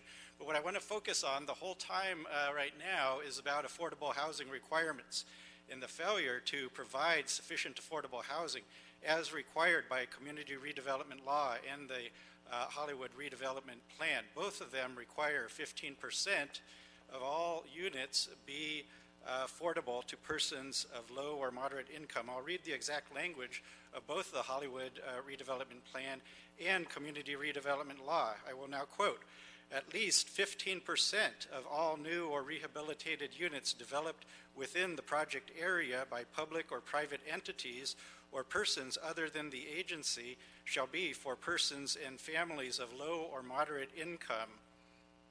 What you've got right now is 5%. That's not 15%. You'll hear from the proponent that that's a area-wide requirement. Well, sadly, area-wide, the city is not meeting that requirement either. Our calculations show you've got maybe 2%, not 15, maybe 2% affordable units within that area. And that is based on, in 2008, there was an implementation plan that was developed. It showed a deficit of 331 moderate units. Ever since then, the deficit has been widening because projects are being approved with less than 15% of affordable units in them. The trajectory is to widen the gap further, not to meet the 15% requirement. Our letter today, we just submitted one, it's dated June 11th, and it attaches all of the city's housing element reports between 2009 to 2018. It attaches excerpts of those because we were in court yesterday. The city argued that we had not shown that there's an affordable housing crisis in the city. I think that's very hard to dispute. The city has not been doing its homework as regarding preparing implementation plans required by the Community Redevelopment Law with the citation in our letter. There was one prepared in 2008. They're supposed to be prepared every 5 years, so one was due in 2013, and in 2018, the city is remiss in not having done those either. I'd like to read a portion of the city's housing element, which was adopted in 2013, just to give a picture of and to draw the picture of how desperate the affordable housing need is in the city. I'll quote again, a quote from the housing element. "The city's regional housing needs assessment calls for about 5,700 units per year affordable to moderate income households or below. The city has been producing an average of 1,100 affordable units per year since 2006. Think about those numbers, please. The requirement is 5,700 units. The city has been producing about 1,100. That's a shortfall of 4,600 every year. It adds up to 55,200 affordable units of a shortfall. In 35 community plan areas, that means about 1,500 affordable units lacking in the Hollywood community plan area. Again, about 2% when you should be at 15. City has argued yesterday that they have until 2027 to meet this requirement, but again, the trajectory is in the wrong direction. It's widening the gap, and it's not going to happen with requiring 5% of projects like this one, or allowing them 5%, when 15% is the number required by redevelopment law. So we submitted the housing element progress reports to prove, as if proof was needed, that there is an affordable housing crisis in the city. The lack of affordable housing is linked to the high homeless rates in Los Angeles. There's newspaper articles about that. Almost every day we could read about the homeless issues. Well, they're certainly contributed by the lack of affordable housing. We ask that you help address this by requiring the creation of more affordable units as part of market rate projects. 15% at least, that would be 30 units in this case, not the 10 that are being proposed. The city has a policy not to require more than what the applicant wants to give. We note that you have the power to require 15%. That inclusionary requirement is in community redevelopment law. You could exercise it. We think you have the duty to exercise it. We ask that you exercise it here. Require 30 units at least. Please, thank you. Number is this? The applicant representative, Mr. Kalatian, for 5 minutes and 1 second or less. Mr. Chair, members of the committee, Edgar Kalatian with Mayor Brown here on behalf of the GPI companies and 6400 Sunset LLC, the applicant. For years, our communities have been negatively impacted by frivolous CEQA lawsuits that have stymied the development of much-needed housing. At the same time, we are all challenged with meeting greenhouse gas reduction mandates by 2030, all amid one of the worst housing shortages in recent history. State officials addressed this issue when they adopted SB 375. Basically, SB 375 says that if you have a project that's 200 or less units and includes extremely key environmental benefits, such as having 15% of using 15% less energy as compared to Title 24 and 25% less water as compared to a comparable project, the project is exempt from CEQA. Here, this committee and the full City Council has adopted the CEQA exemption. With all due respect to the appellants, they have not raised any new issues, and we believe that the administrative record, coupled with staff's great presentation today, thoroughly responds to all of the issues that have been raised. I will note that appellant's counsel read a portion of the applicable paragraph. The portion that he read was, at least 15% of all new or rehabilitated units developed within the project area by the public or private entities or persons other than the agency shall be for persons and families of low or moderate income, and of such 15%, not less than 40% thereof shall be for very low-income households. The portion he did not read reads, the percentage requirements set forth in this section shall apply in the aggregate to housing in the project area and not to each individual case of rehabilitation, development, or construction of dwelling units. Therefore, we hold that the argument carries no weight. With regard to a couple of the conditions that the Planning Department discussed, the first on page Q1, Condition 8, the Planning Commission did modify the requirement of 5%, very low to 5%, extremely low, and frankly, we were comfortable with that at the Planning Commission hearing. However, after review of the state statute that authorizes the exemption, the statute 21155.1 makes abundantly clear that the requirements need to be very low-income housing units. However, as I believe you'll hear from the council office momentarily, we have agreed to a sizable financial contribution to the Affordable Housing Trust Fund. With regard to page C4, solar and electric generators, frankly, the project does incorporate significant environmental enhancements because of the CEQA exemption, and this is not an item that's feasible or appropriate for a project of this scope. Gray water irrigation is typically required to projects that have in excess of 26 stories of residential. Our project is 25 residential stories. Frankly, this is a condition of approval that we believe there is no nexus for. The Planning Commission or a Planning Commissioner requested the condition, and we respectfully request that it be removed. With regard to the mechanical equipment, the condition does state that all structures on the roof, such as air conditioning and an elevator, must be fully screened.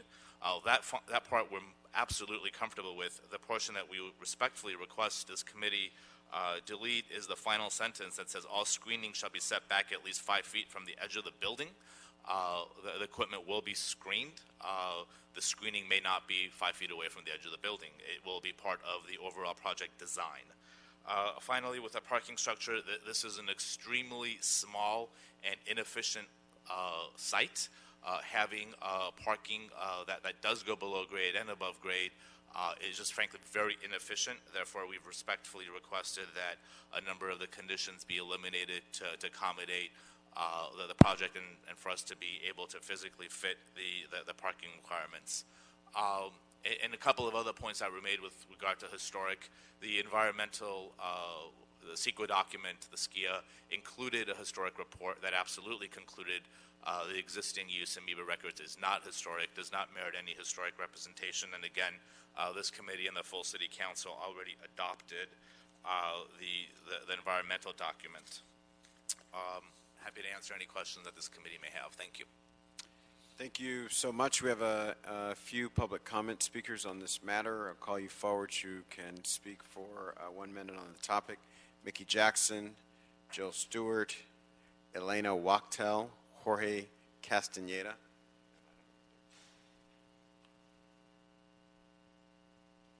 Hello, Mickey Jackson, Coalition to Preserve LA. I differ with several things. One thing is, it is not just historic monument, it is historic cultural monument. And MEBA does have significance of a cultural monument. In fact, the building is in many ways a work of art. It is covered with murals. Many of the people who painted those murals are now well-known artists. And people come, tourists come, and they come to the only thing other than the Capitol building left where they can see something to do with our music history. They come, people come and gather there, and people come and have their pictures taken, and it's a steady stream. My office is only a couple blocks away. So I differ. I think cultural is also important, especially to a destination like Hollywood, that really, that's what Hollywood has to offer, isn't it? Thank you. Come on forward if your name is called. Has been called. Jill Stewart, Executive Director of Coalition to Preserve LA. When the CRA was set up years ago, 15% was agreed upon as an amount put into these buildings for affordable in the conditions that existed then. The conditions are far, far worse now in Los Angeles, a far, far greater need for included units of affordable housing. 20% would probably be more reasonable if we were to recreate the community redevelopment agencies now. So to hear well-to-do developers month after month in court and in this room saying that 5% is all they can do, and to see the city council considering 5 and 6 and 3%, it's a shock because of the huge homeless crisis, which we know is caused in part by the lack of low-income, affordable housing. It's not just addicts, it's not just all these things that other people blame homelessness on. You're playing a role in worsening it every time you approve one of these projects that is too cheap and too miserly to include the real amount of affordable housing required.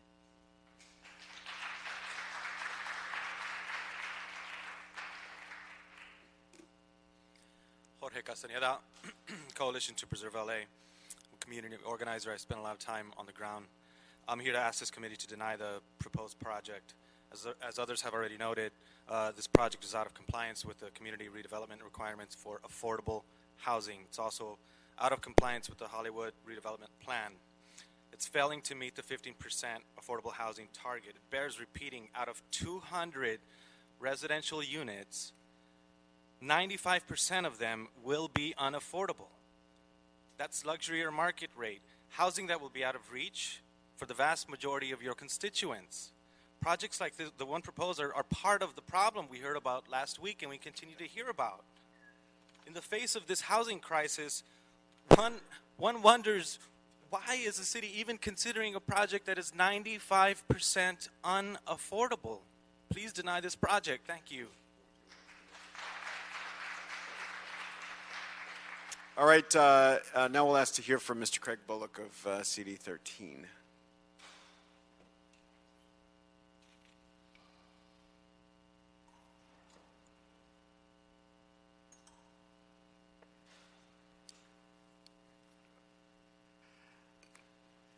Good afternoon. My name is Craig Bullock from Councilmember Mitch O'Farrell's office.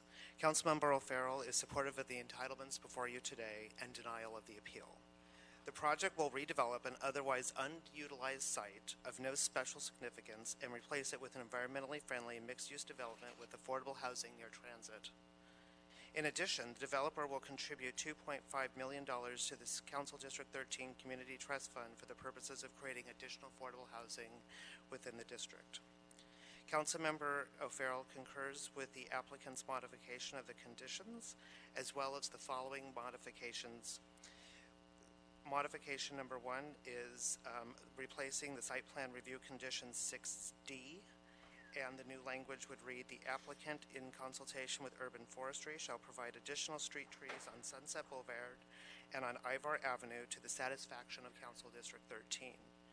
In addition, we would like to modify the conditions of approval 14G, and we would like it to read, the applicant shall continue to work with Council District 13 to submit a revised Exhibit A, which incorporates reconsideration of the podium parking screening along Cahuenga Boulevard. Council District 13 shall notify in writing the Director of City Planning of its approval of the podium parking screening design so that appropriate clearances can be made. And then the addition of our own, which will incorporate the $2.5 million contribution to the Council District 13 Public Benefits Trust payable upon the issuance of a building permit. Thank you for your consideration. Thank you so much, Mr. Bullock. Are there any questions or comments from members on this matter? Hearing none, I think we have a motion before us along with amendments, which I'll ask you to read, Mr. Mejia, in the interest of complete accuracy. So for item 12, Councilman, deny the appeal, thereby sustain the action of the Planning Commission to approve the vesting track map and the SKIA. For item 13, similarly deny the appeal and thereby also sustain the CPC's approval of the 3 entitlements, the master CUP, the project permit compliance, the site plan review, in addition to the zone change and the height district change. I believe there were modifications into the record by CD 13. Those should be incorporated, and also the amounts as to that will be contributed into the Affordable Housing Trust Fund. I believe 2.5 million was mentioned, and a series of modifications to some of the Q conditions and the site plan review conditions, and anything else that city planning submitted for the record that needed to be modified. All right. Any questions or comments, members?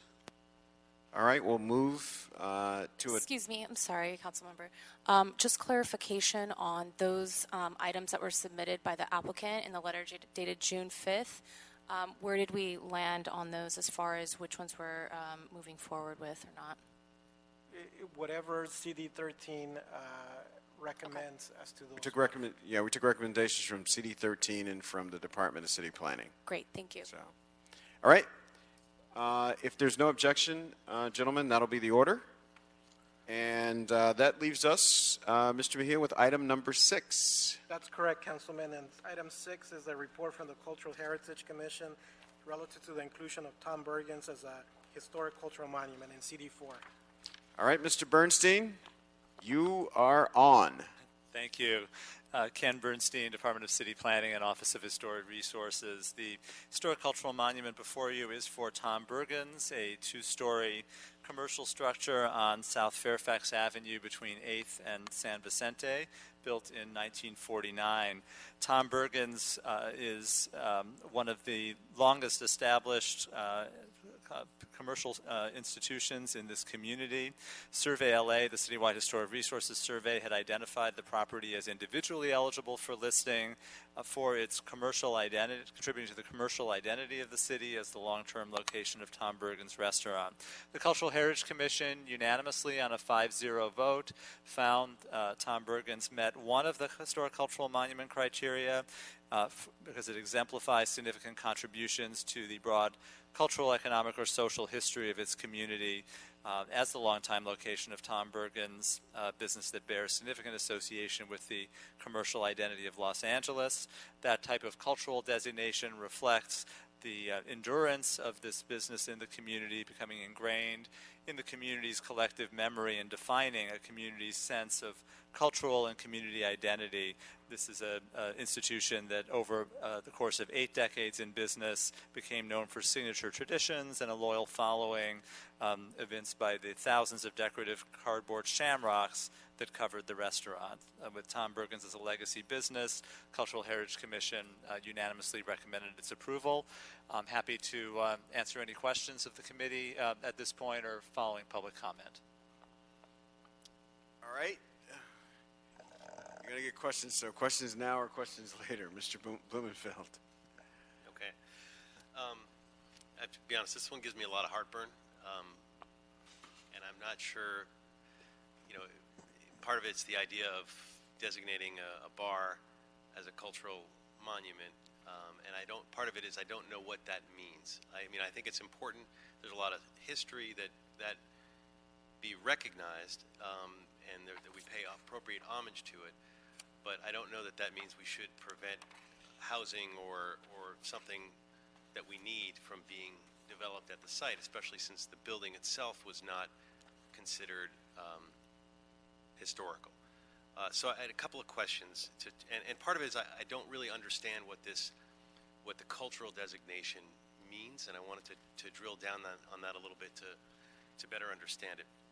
So if the bar is designated as a historic cultural monument, does it preserve both the interior and the exterior? So, Councilman, the historic cultural monument designation does result in the review of all permits associated with the property moving forward, which would include exterior as well as interior permits. That, again, doesn't mean that no change can occur to either the interior or the exterior, but just that that would be reviewed by the Cultural Heritage Commission and our staff in keeping with historic preservation standards, what are called the Secretary of the Interior's standards for rehabilitation. So what is being preserved? So is it the building or is it the usage as a bar? No, the use is not part of the designation. The building receives the Historic Cultural Monument designation, and future permits would be reviewed in keeping with the standards. There is precedent for the designation of bars and restaurants across the city that have evolved in use over time. One of the most notable designations of this type, and I think it's an interesting week to reflect on that, would be the Black Cat Bar in Silver Lake, which was the site of a very significant LGBT political action. A raid on that bar was what led to the first LGBT activism in the city 2 years ahead of Stonewall, which is the 50th anniversary this week. The designation of that as a historic cultural monument doesn't preserve the use as a bar, but it does preserve the building. And as that bar continues and the businesses continue to evolve, we have reviewed permits to make sure that the bar continues to reflect its association with the history of that site. So and also dig down on that. The Black Cat was because of the historic LGBT movement. What was this bar's historic? There was not a single event in this case similar to the Black Cat. It is more the language in the Cultural Heritage Ordinance was reflecting the broad cultural, economic, or social history. It really was related to it being a legacy business or reflecting the commercial identity of the community is one of the longest lasting such businesses in the city. We identified through Survey LA, our citywide survey, really a handful of businesses citywide that met this criterion, those that really have endured over many decades and that contributed to the identity of a community. And this was one of those, that small number of businesses that met that bar. Are there alternatives in the code that allow for designation but without protecting the building itself? Not in the cultural heritage ordinance or anything related to the historic designation. The only alternative, the city does do honorific designations, often after individuals, to designate a square as more of a commemoration, and that has no regulatory effect when the city does that. That's typically done through signage with the Department of Transportation, but there are no code requirements that would allow designation without the associated review. And I've talked to Mr. Rue about working together to try to amend the whole cultural process, because I think it's important to preserve the previous use and pay homage to it, but when it's cultural like that, just preserving the building or the shell may not be the best way to do that. Like in this case, if this building were to be preserved and you put a school in it, people may not remember the previous use at all. They just know that that's what the building looks like.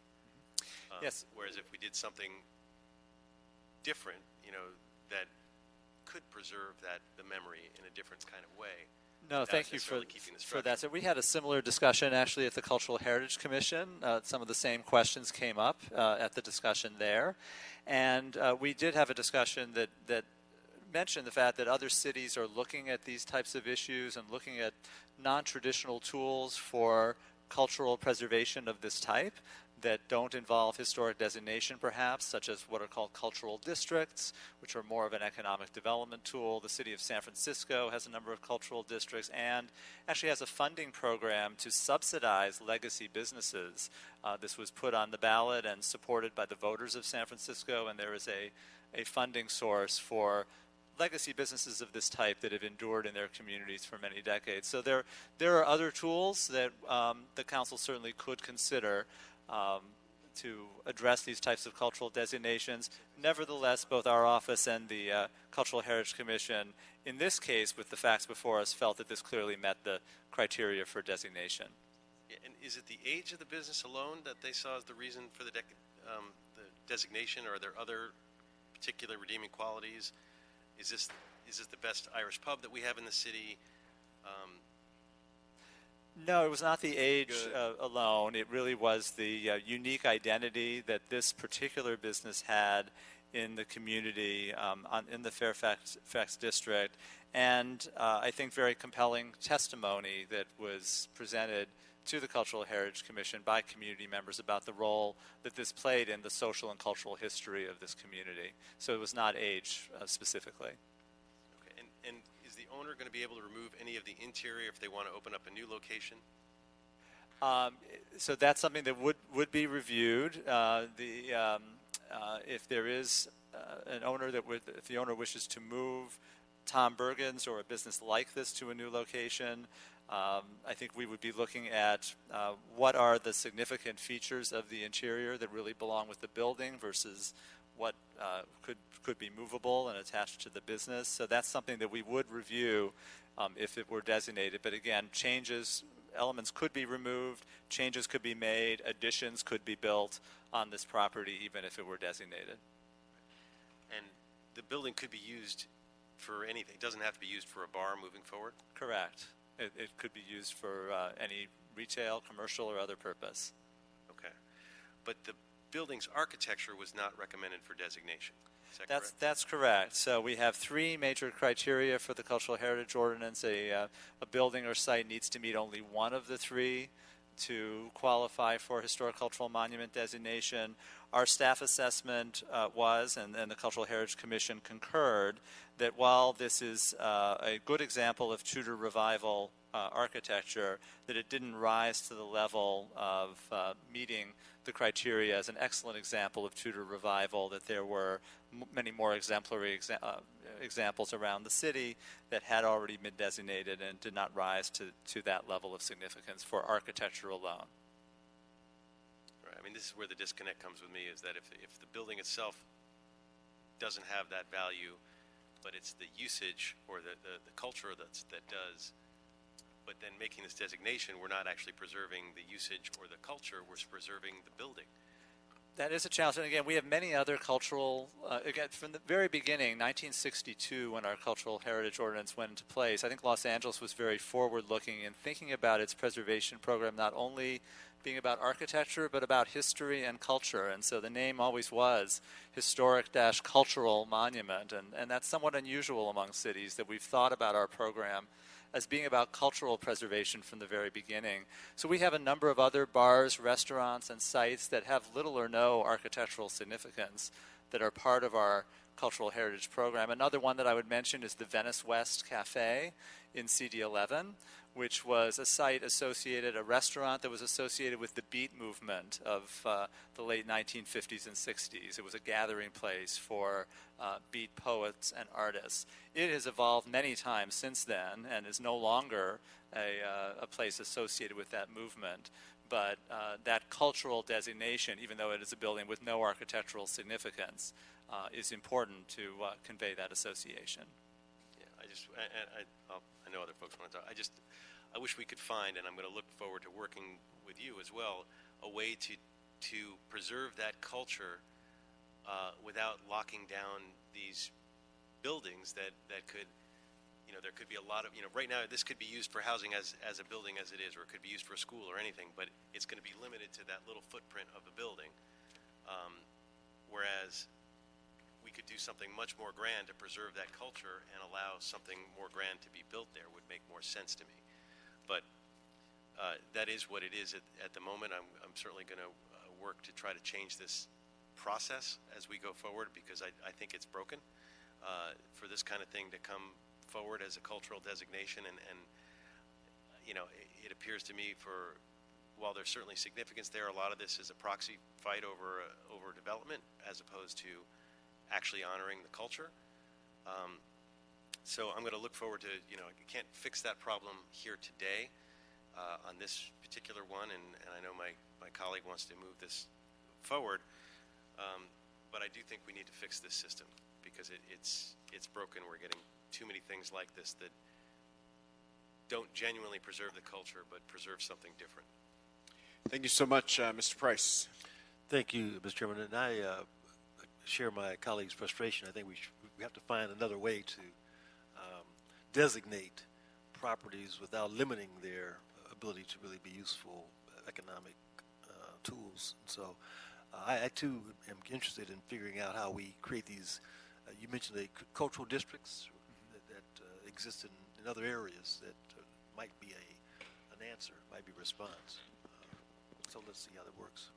No, thank you. And there are tools, again, that we can, I think, have a policy discussion about and be happy to collaborate with council offices on this. We do have state cultural districts. The state has actually created a term of cultural districts. We have two in the city of Los Angeles, one in San Pedro, one in Little Tokyo. As a city, we have not created many incentives or accompanying funding or marketing tools to give life to those cultural districts. So I think much more could be done in that area.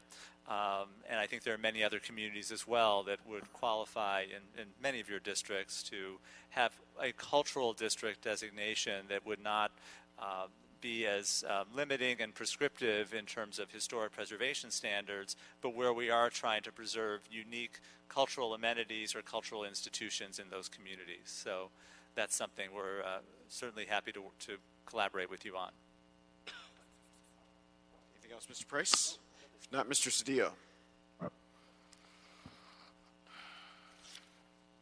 So I echo the concerns of my colleagues. I think we can't ignore the fact that all this takes place in a context. So when we can preserve and repurpose, that makes great sense.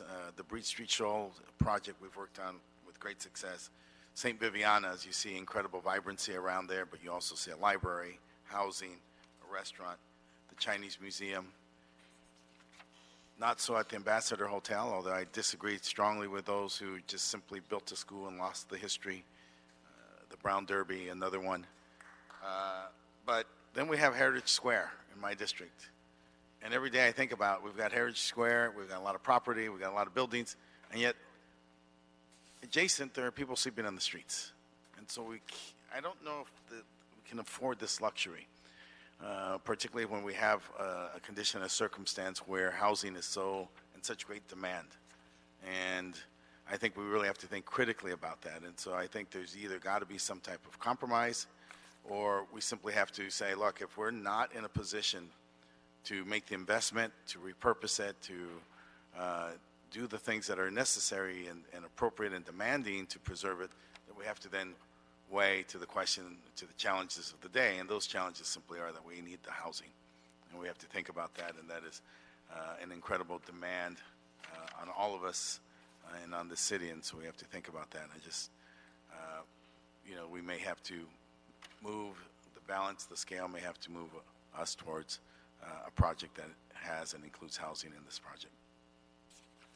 Thank you so much, Mr. Cedillo. I just want to get clear before we have public comment, because invariably, Mr. Bernstein and others, we have these discussions about historical cultural monument or landmark status or various other status, and invariably people from the neighborhood or people interested in preventing new housing get up and say, this is historic because I don't want housing in my area. Can you tell us definitively whether or not this precludes a housing project from ever going on that land? No, it does not. So housing could be accommodated. We see adaptive reuse of designated historic cultural monuments to housing that we process very frequently through our office. There's also the opportunity to build a new addition on the property. There is a parking lot and additional land on this property that could accommodate new housing and could easily be approved for new construction in a way that's in keeping with the historic designation of the property. So designation does not preclude new housing. So what it does, so my understanding of what it does do is it puts some more bureaucratic requirements on the process of building that. Can you describe what those are? Yes, we prefer not to describe them as bureaucratic requirements, but it does provide for a process of review and thoughtful consideration of proposed permits and changes to the property. So there's an evaluation to ensure that whatever changes are being proposed, whether it's an alteration to the existing structure or new construction or a new addition, is in keeping with the historic character of the property, historic preservation standards. So say the person or entity that owns this property says, I think we can meet the historic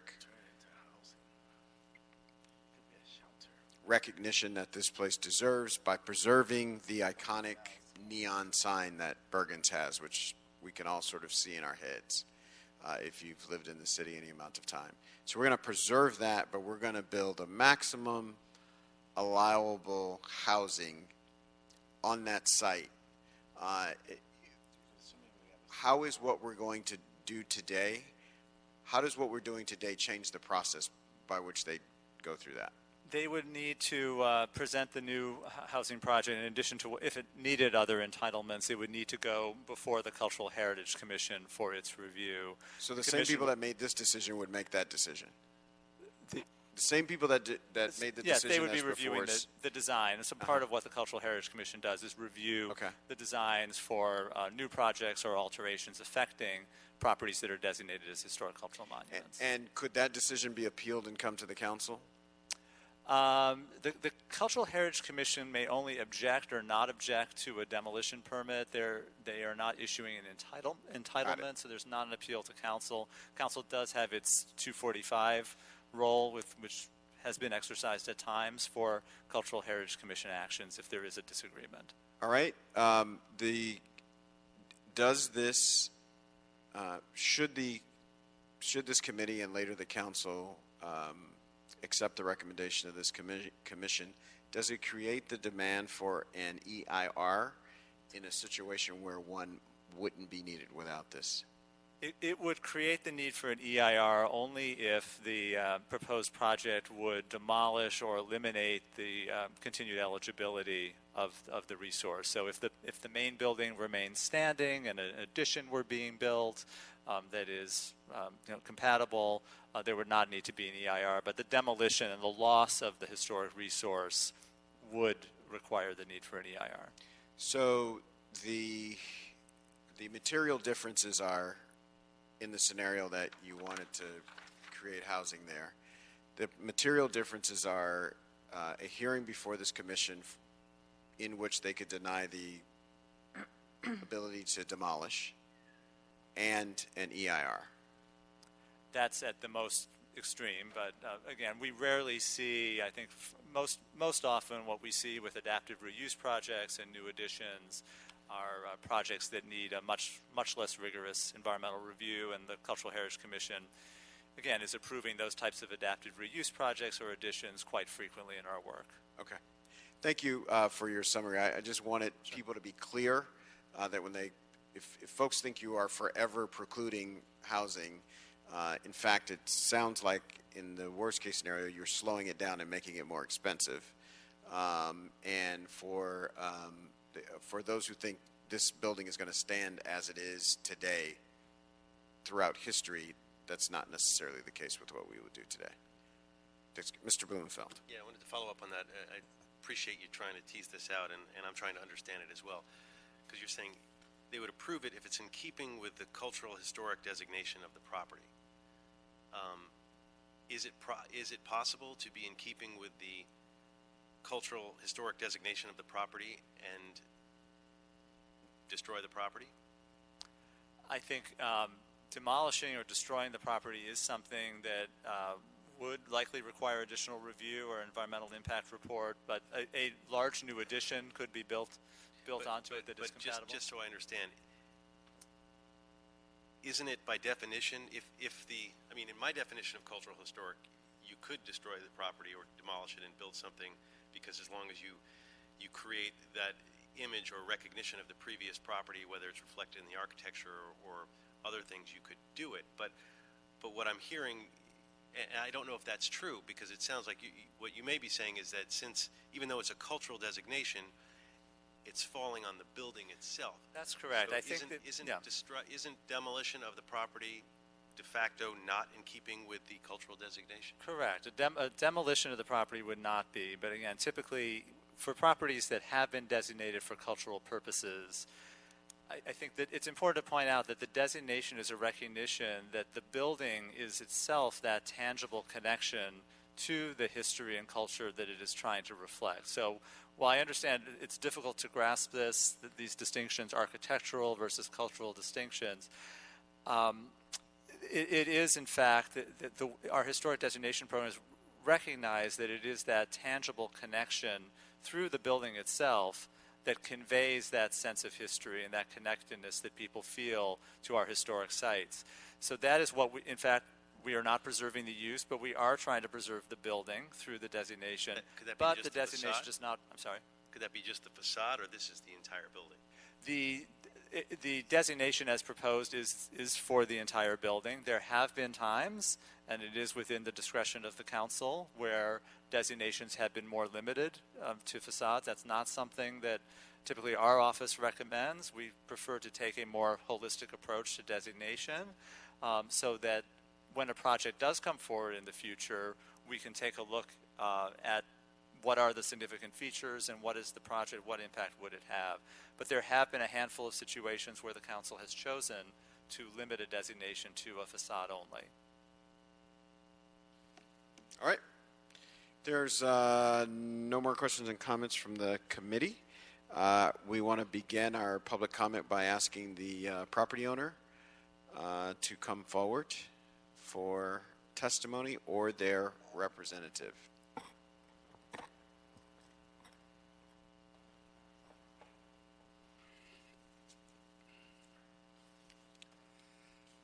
Good afternoon. My name is Benjamin Resnick with the law firm of Jeffrey Mangles, Butler & Mitchell, representing the property owner. Distinguished council members. I'm sorry, there's a woman behind you. Oh, she's sitting down. Good. All right, got it. Thank you. Distinguished council members, our city is in crisis. It needs your attention. Homelessness is spiraling out of control. Cost of housing is beyond the reach not only of the poor but of the working people. Diseases that have been eradicated for decades have come back into the city. Roads are crumbling faster than the pace of repair. I can go on.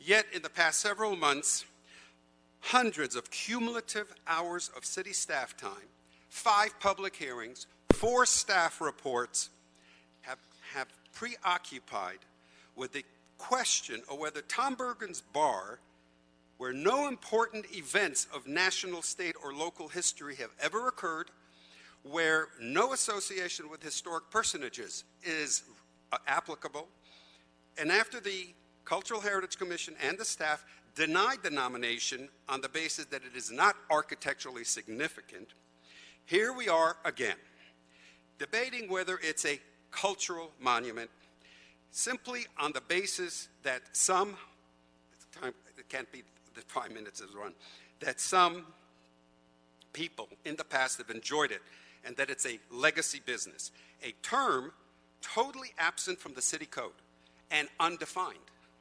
The code does though define what a monument is, which is, quote, any site, building, or structure of particular historic or cultural significance, and the categories are identified important events, historic personages, or architectural significance, none of which apply here. When you Google, as I did, culture of Los Angeles, what you get is art. That wasn't 5 minutes. It was. Finish your thought. Art. What you get is art museums, Hollywood and entertainment, literature. Hold on, Mr. Resnick. I think something's wrong with the clock because I think... Yeah, it jumped. You're right, it jumped. I think somebody hacked it. I know who. It wasn't me. So finish your thought. Yeah, I know. Your Google citation. Yeah, so when you do that, you get, did you know that LA per capita has more art museums and galleries than anywhere in the world?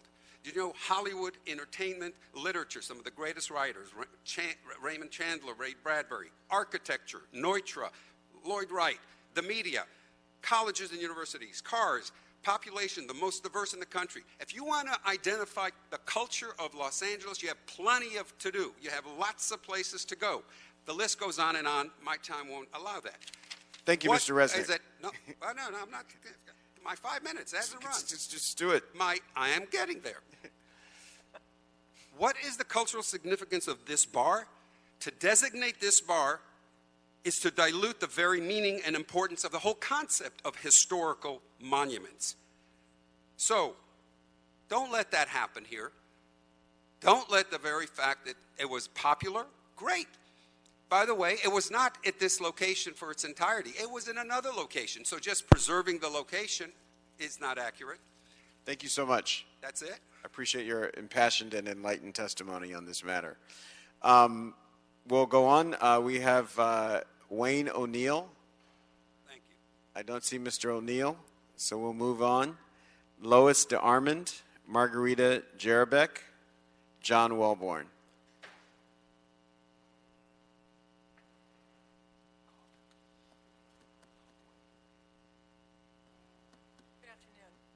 Lois DeArmond.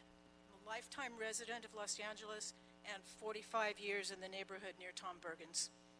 I love the historic architecture in this area of Mid-City, and especially the Tudor Revival style, of which Bergens is, I think, a nice example. I enjoy seeing it, even driving by in my car. I've been there many times. Being inside Bergens with its beautiful details and cozy pub atmosphere makes me feel transported to another time and place. And of course, there are the shamrocks, mementos of all the loyal patrons over the years, including many Hollywood celebrities. The history of Bergens is part of the history and fabric of LA, part of the LA story. I support the designation of Tom Bergens as an historic cultural monument. Thank you. Thank you.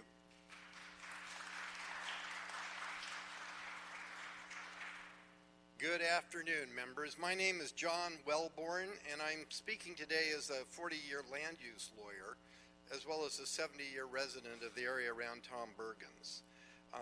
By the way, it's a nice suggestion by Mr. Resnick. Maybe somebody could make it into an art gallery.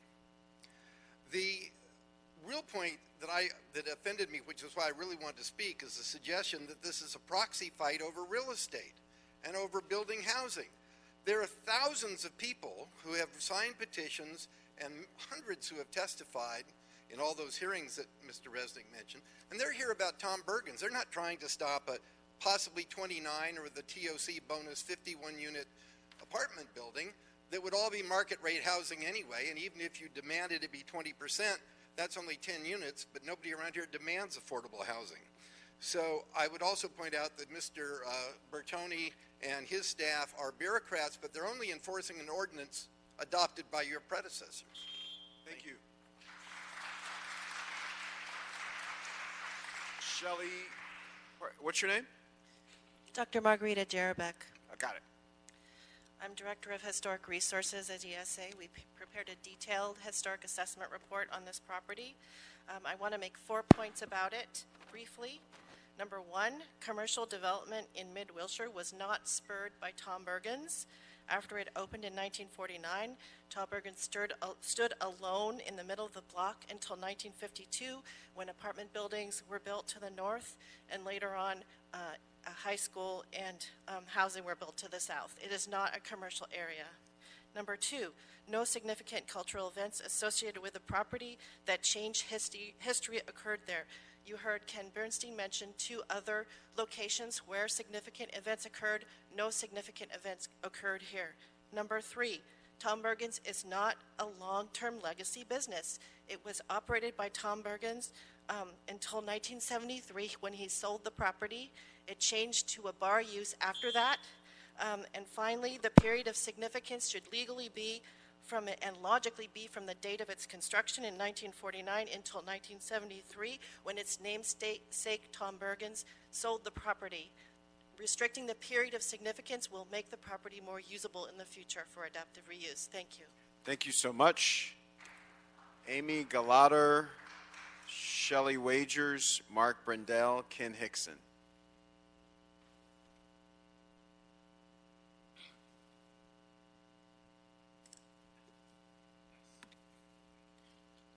My name is Amy Galladay. I belong to 4 homeowner associations, and I'm here to support Bergens to be a historic monument. It was not just a bar, it was a place of delight. The architecture style will never be duplicated because it is a lost art, mainly because the developers don't see art. They see space and they see profit. Why do people go to Europe if not to see architecture? Progressives will call historic dated. Then all of Europe is dated and should be torn down. Architecture is an art endangered. Please save Bergens. Thank you for listening.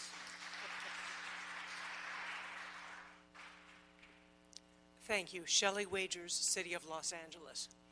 If we think that respecting buildings and neighborhoods of character is an unaffordable luxury, then the City of Los Angeles will be one of the biggest urban developments on the planet, but it will never be a world-class city.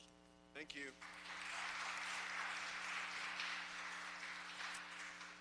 I'm Mark Brindell. I live in the Pico Robertson neighborhood near Tom Bergens. I very much enjoy going to Tom Bergens. It's one of the few places in the city that still has some historic character to it. We've torn down many, many good buildings in this city. Let's preserve this one. And by the way, one special moment at that building was when Mayor Eric Garcetti came there and acted as a bartender at the restaurant to show his support of it. So I hope that you all stand with him. Can you say your name one more time? Mark Brindell. Got it. Thank you. Hello, my name is Ken Hickson.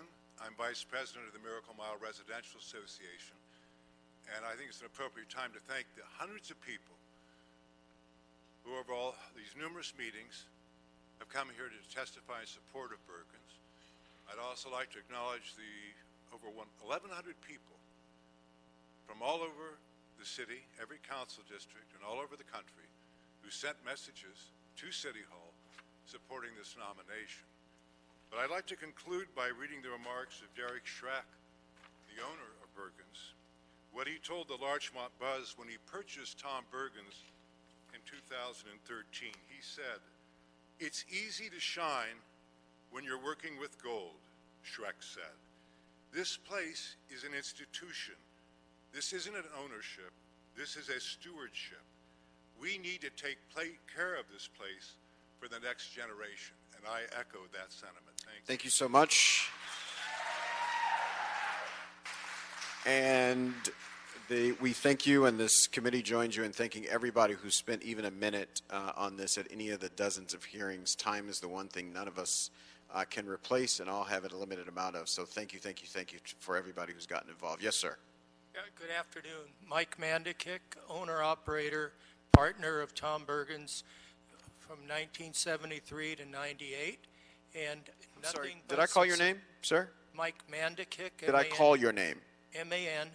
Did I call your name? Pardon, sir? Did I call your name? I don't think I did. Oh, Mandikik, M-A-N-D-E-K-I-C. Yeah, you got sit tight for a while. I think we haven't come to you just yet. I called Michael Pellerin. Sorry, but yeah, yes, different Michael, but hang tight. We'll hear from you. Thank you.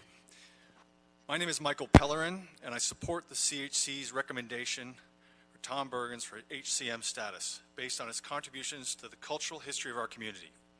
Having been a regular patron since 1987, I have friends in their 30s, their 50s, and in their 90s who have cherished experiences of Bergens dating back to 1949. And when many generations have a common locale of experience, it is a hallmark of a place being part of the city's identity. Establishments that achieve this are not replaceable and not migratable. By their own admission, its current owners had a responsibility to be the stewards of this legacy for the next generation. Future Angelinos should not have to pay the price and be deprived of this landmark for one group to better recoup from their own, unfortunately, unsuccessful business venture, given the 8 decades of history and community that Bergens has engendered for LA. Thank you. Chris Henrik, Bruce Block, Anne Marie Brooks, Keith Nakata.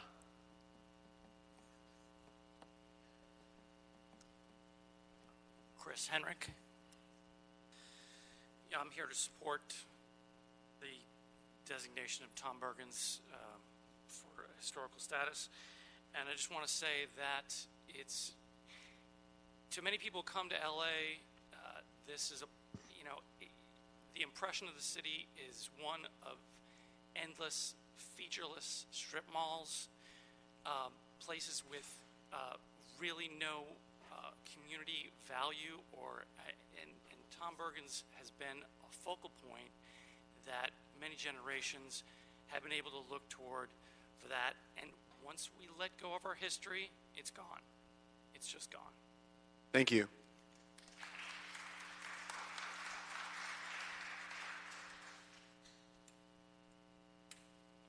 Good afternoon. Anna Marie Brooks.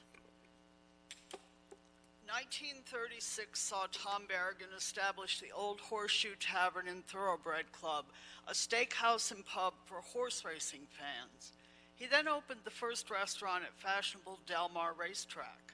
By 1949, he outgrew the Wilshire location, moved to Fairfax, where a theme horse racing restaurant and pub opened without benefit of an architect.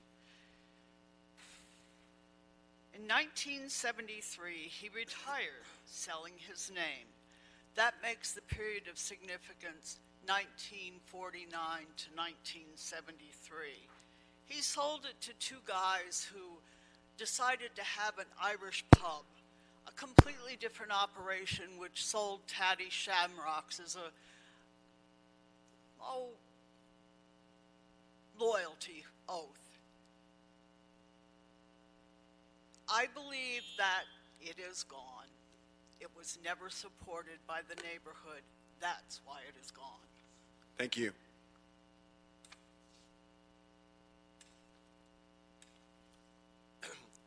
My name is Bruce Block. I live about 2 blocks from Bergens. Bergens is about a 1-minute walk from the corner of Wilshire and Fairfax. Wilshire and Fairfax is a corner for history. There's art history at LACMA, there's automotive history at the Peterson, and there's movie history coming to the Academy Museum. This city should honor that wonderful slice of Los Angeles restaurant history and save Tom Bergens. Thank you.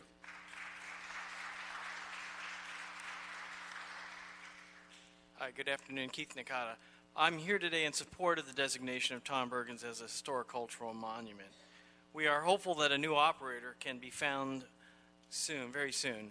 Much like we've seen or will see shortly at the Legacy and Historic Formosa Cafe in WeHo, the Idle Hour in NoHo, Highland Park Bowl, and the very historic and former Harvey House at Union Station, I could go on, which are operating or soon will be operating after being shuttered for many years.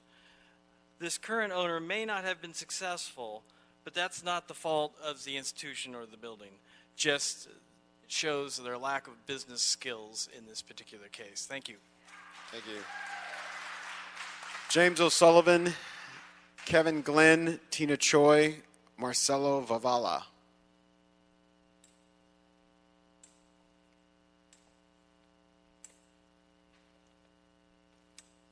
Good afternoon. My name is Jim O'Sullivan. I'm president of the Miracle Mile Residential Association. It's interesting. What I'm hearing today is echoes of conversations I had with the owner's family and with the development team. Because they told me you guys didn't like this stuff. So why don't we cut this stuff out and talk about, this is about development. They want to build on the parking lot. They asked me if I would support it. I said, I have nothing to do with it. You guys do. The planning department does. I think you were told here that that's a possibility. The Cultural Heritage Committee said, adopt this. They're the pros. They don't have any bias in there. Adopt it, and let's move on. Let them put in an application to develop something on the parking lot. Let's let the council look at it, bring it to the community. We have never not supported. We have over 3,000 units that have built in the Miracle Mile, and we've supported them all. Thank you.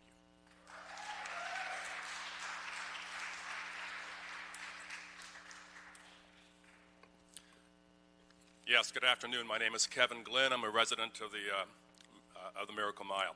If one drives around Los Angeles and Los Angeles County, one comes across Little Tokyo, Little Ethiopia, Little Bangladesh, Little Armenia, and Little Saigon.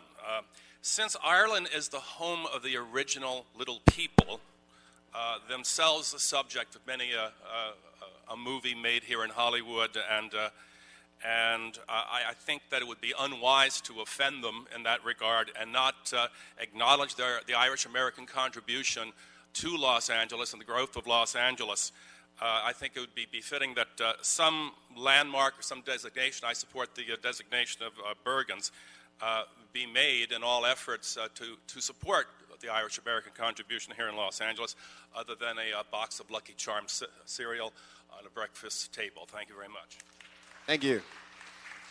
I encourage you to visit the Richard Riordan Library on Olive on Grand and 5th Street. Yes. Thank you. Tina Choi, Englander, Kanabi Allen. So my client has dedicated 6 years of his life on this project to make it successful. He's invested over $5 million. This gentleman's only 35 years old, and now he's faced with the potential for complete financial ruin. So this area has transitioned over time. Restaurant Row has migrated, and because of that, this restaurant has failed. This site, as you know, is a former restaurant space as well as a surface parking lot. We have a developer interested in developing on all of it. However, in the minimum, we ask that you exclude the parking lot from this monument designation. There's nothing historic about a parking lot. If we have the entire site, we could actually build more housing and affordable housing, transit-oriented units. We're happy to even work with the city and the community on branding it. We could even call it Tom Bergens Apartments. But in the minimum, please exclude the parking lot so we can at least build some number of affordable and housing units. Thank you. Good afternoon, council members. Marcello Vavola with the Los Angeles Conservancy. The Conservancy is the co-applicant for this nomination, along with the Miracle Mile Residential Association. We urge the Plum Committee to vote to recommend designation following the Cultural Heritage Commission's unanimous support 5-0 vote. And we like to clarify again, the HCM designation does not prevent future change of a landmark. It establishes a clear process in which modifications are reviewed and can be approved, which happens time and time again with our numerous landmarks throughout the city. So again, we urge the Plum Committee to vote yes. Thank you.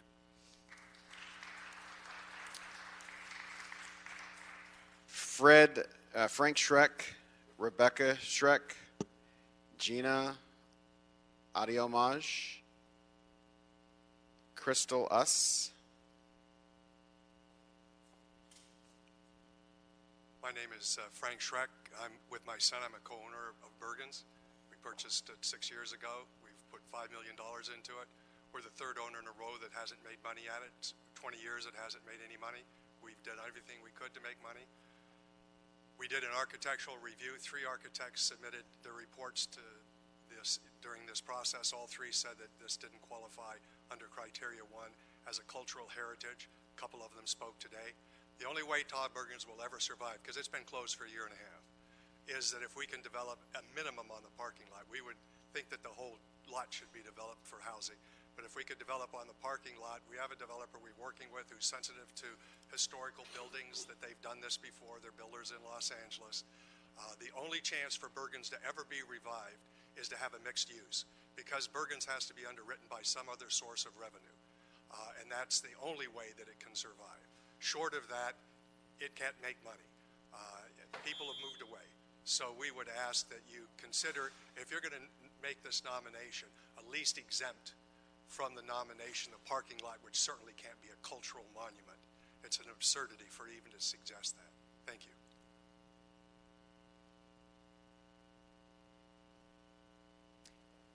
Hi, my name is Rebecca Powell-Schreck.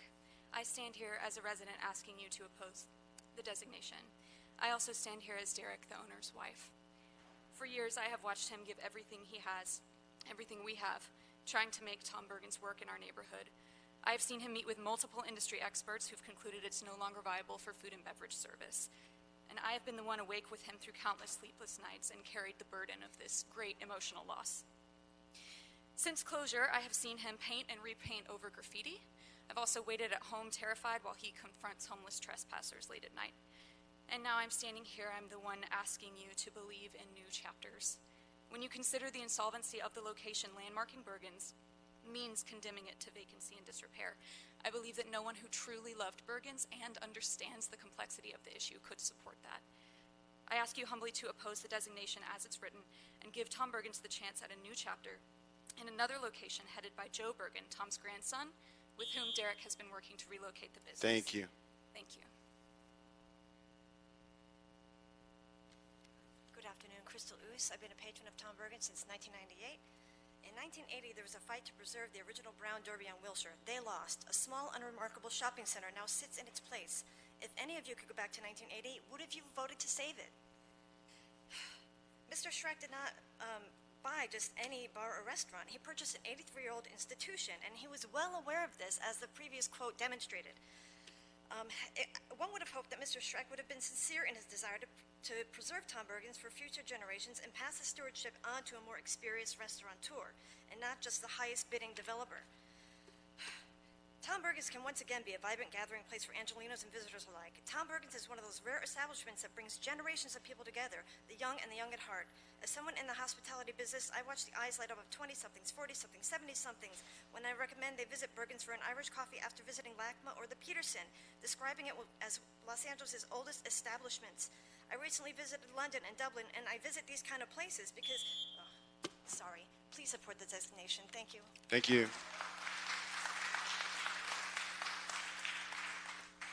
Good afternoon. My name is Gina Edelman. I think it got a little changed when I was putting in my name.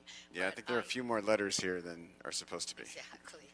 But I am part of the executive committee of the Miracle Mile Residents Association, and I've been a resident of the Miracle Mile for about 25 years.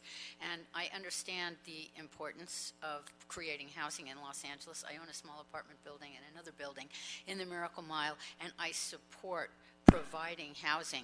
Bergens actually sits on a relatively small lot, and all of Wilshire Boulevard is subject to unlimited height, and there's plenty of room to really build the kind of housing that Los Angeles needs at this point. So I hope that the council will consider the Commission on Cultural Heritage and save Bergens. It's a small piece of property considering the amount of housing that we really need. It will have a very large impact on cultural heritage, but it will really have a very small impact on the amount of housing we can actually provide. Thank you. Thank you. Catherine Carlton, Gina Edelman, Tana Key, Mark Zecca.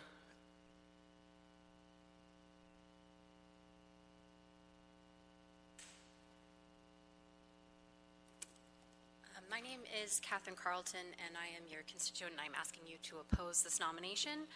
I love Tom Bergens. I am a fourth-generation Irish immigrant.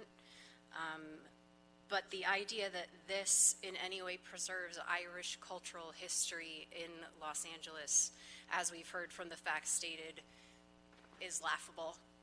And the idea that preserving a location that is not even the original location to a business through, quite honestly, a confusing and unclear review process as to what deems this a cultural location, again, is laughable. The nomination as it stands suggests that a parking lot and the dumpsters that reside there are historical.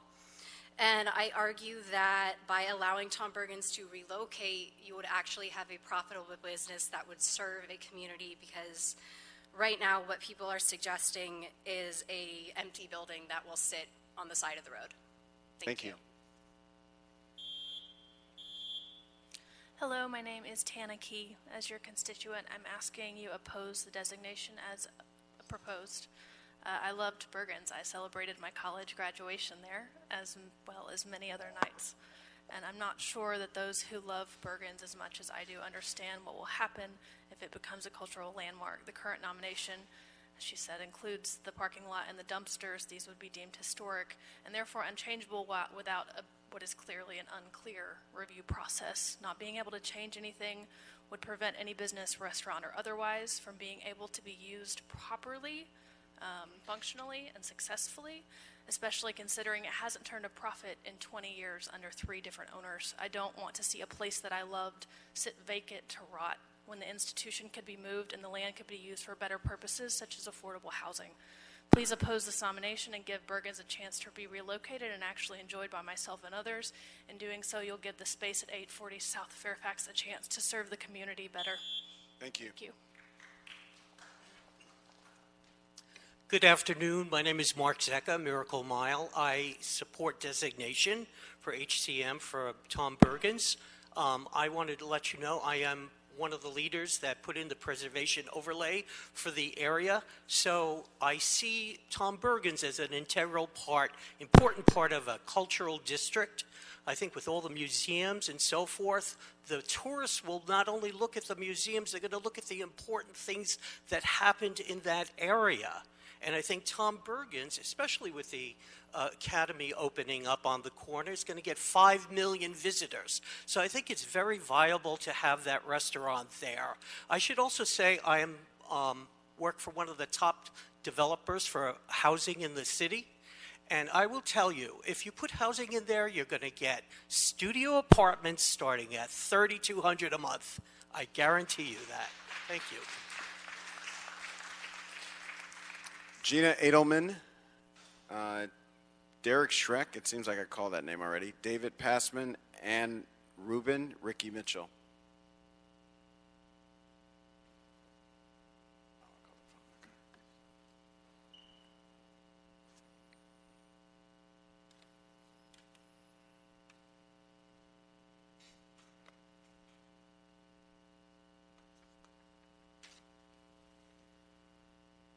Hi, my name is David Passman, and I've been asked to read this letter on behalf of Joe Bergen, which has been edited for brevity. My name is Joe Bergen, Tom Bergen's youngest grandson. The property at 840 South Fairfax is one I know intimately. As my grandfather's bar, I essentially grew up going to Bergens, playing in the office as a kid, getting to know the patrons and staff, etc. I'm writing to you in strong opposition to the HCM nomination for the property. I've had the opportunity to see the financials from the business and as much as anyone understand the difficulty of that location. It has gone out of business now 3 times in the past several years, and by insisting it remain as is prohibits any future efforts to make it work. The business has already been moved once before due to a changing neighborhood, and has changed identities and menus over the years as well.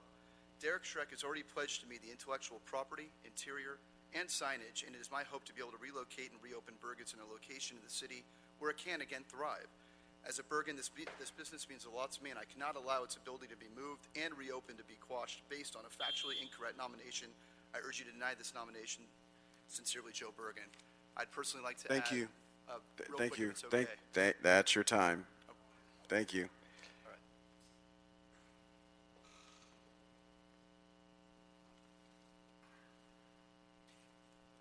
Good afternoon. Council members, please support HCM status. Can you say your name? I'm sorry.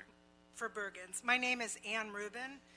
I was born at Cedars of Lebanon, attended 3rd Street in Fairfax. I miss so many old restaurants and places, and I appreciate that the cities have to change with the times. But LA has a history of tearing down favorite places and weeping later. If we can save Bergens, this beloved community institution will thrive again when the nearby Academy Museum opens later this year and soon after the Metro. A new generation of locals and tourists and movie stars will pack the place.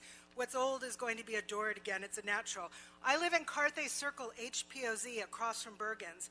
The Bergens Tudor Revival is part of us. We used to have a commercial period revival building called the Carthay Circle Theater. People still express regrets that the theater was demolished in the late 1960s and only exists as a replica at Disneyland. This is our chance not to make the same mistake. Don't you love the idea of this Tudor Can I continue? Thank you.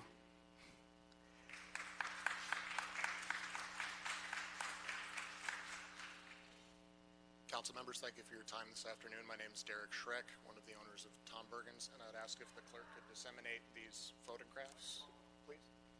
And speak into the microphone and... My apologies. Yeah. So I'd also like to begin by saying that I am also a resident of Carthay Circle. My neighborhood association does not support this nomination. They abstain from supporting it. Joe Bergen wishes... Hold on, no disruption. People didn't disrupt when you spoke. Joe Bergen wishes he could be here. He opposes it as well. Unfortunately, he's in for an MRI. The photos that I just handed out were photos of tents and graffiti that I took this morning. I live across the street from Bergens. I deal with the break-ins, and these encampments have been put up while the parking lot is actually under security watch from the school next door.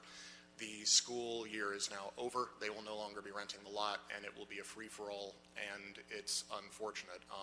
This group of people, as well-intentioned as they are under the impression that by quote-unquote saving Tom Bergens that it's somehow going to reopen. That is not the case.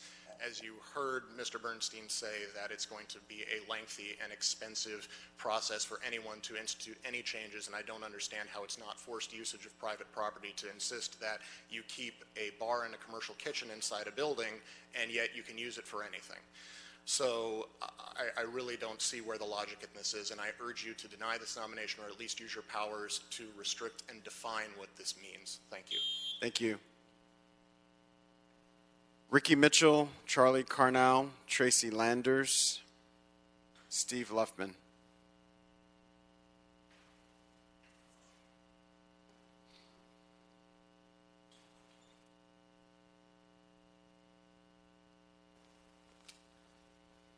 Hi, council members. Stephen Luffman.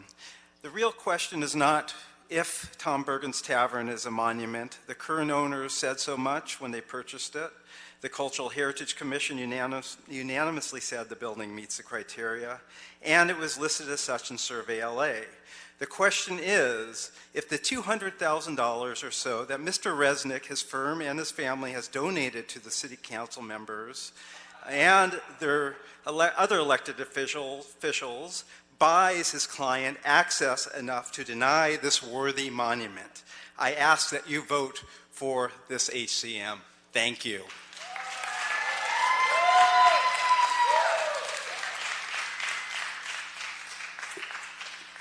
Hello, good afternoon. My name is Charlie Carno, and I'm here personally and as a member of ECAR's 20s and 30s group, a synagogue community that meets adjacent to Tom Bergens and enjoyed Tom Bergens and its Tudor Revival architecture for years. I support this designation and urge you in particular to reject the arguments made in the appellant's letter against the neighborhood council that this is some sort of state takeover of private property. You'd think that you were considering expropriating the landlords and declaring a proletarian republic, a proposal you may want to consider at a future date. Just kidding. This is not the Petrograd Soviet. This is protecting our Tudor Revival architecture, and accepting that argument that this is some kind of state takeover of private property could imperil not just Tom Bergens, but other historic properties. I encourage you to vote for this, and thank you very much.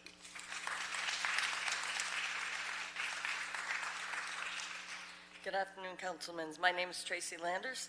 I came from Boston and loved Tom Bergens when I first went by. As you know, if you drive by it, it looks like an Irish cottage. Cheers, the one historic thing I want to say is Cheers was written in Bergens and about Bergens. One of the bartenders, Coach, the lovable Coach on the TV show, was made after Chris Doyle, one of the bartenders there. So there's a ton of history that's in that building that came out of that establishment.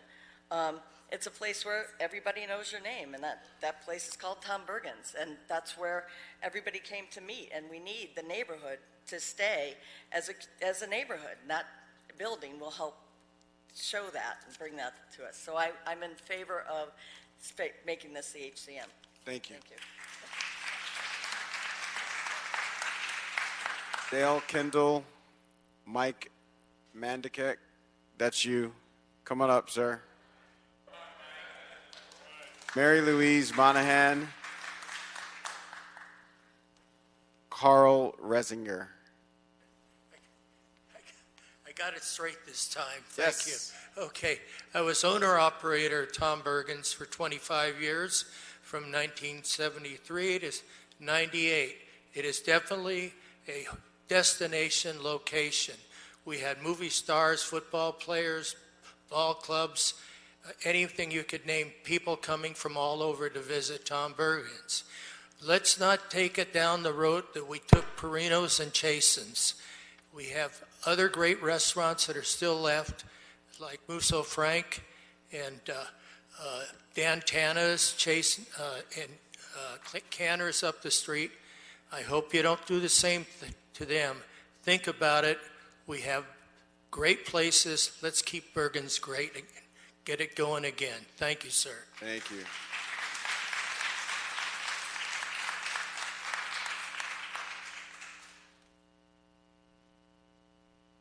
Mary Louise Monahan, needless to say, Monahan, being Irish. I love Tom Bergens, and so much has already been said, but, you know, it was a local establishment. The shamrocks on the wall, the wood booths, you know, the Irish bartenders.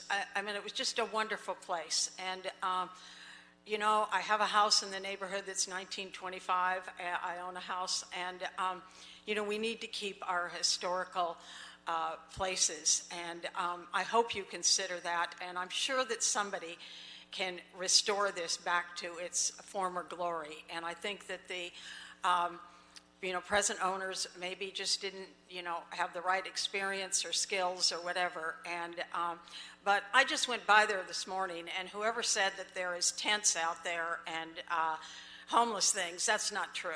And I love that place. And thank you very much. Hannah Kawano.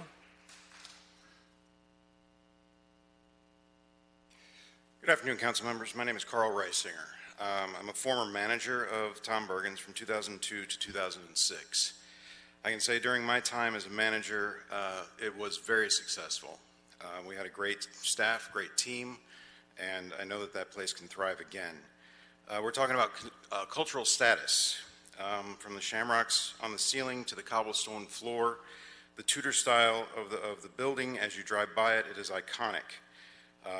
Horseshoe Bar, the original LA Rams championship banner hangs in that bar. I currently manage a World War I historical landmark on Highland Avenue, and I am in process of putting together a business plan to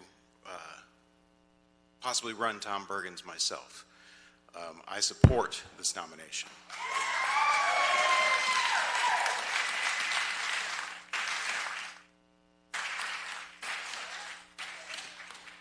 Good afternoon. My name is Hana Kawano, longtime resident of Miracle Mile, one of the little people, and I am in support of the HCM designation for Tom Bergens. Thank you very much.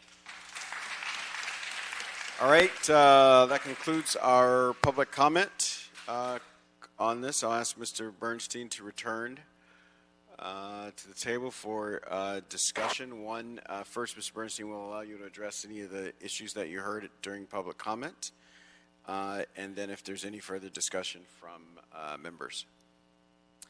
Again, Ken Bernstein, Department of City Planning. I think the only response I wish to make was just to clarify that there is not necessarily an expensive or lengthy process for every type of work on a historic cultural monument. Probably 95% of what our office reviews we clear even the same day in our office for existing historic cultural monuments. And the parking lot and the dumpster, since they were not called out as significant features, we're not trying to protect any particular design features of those elements of the site if they were designated. And so most work that takes place on historic cultural monuments has a very straightforward and timely review process. So, just to clarify that. So let me be super clear, Mr. Bernstein. Is the parking lot and dumpsters included or not included on what's before us today? So all of our historic cultural monuments, the practice is that the designation applies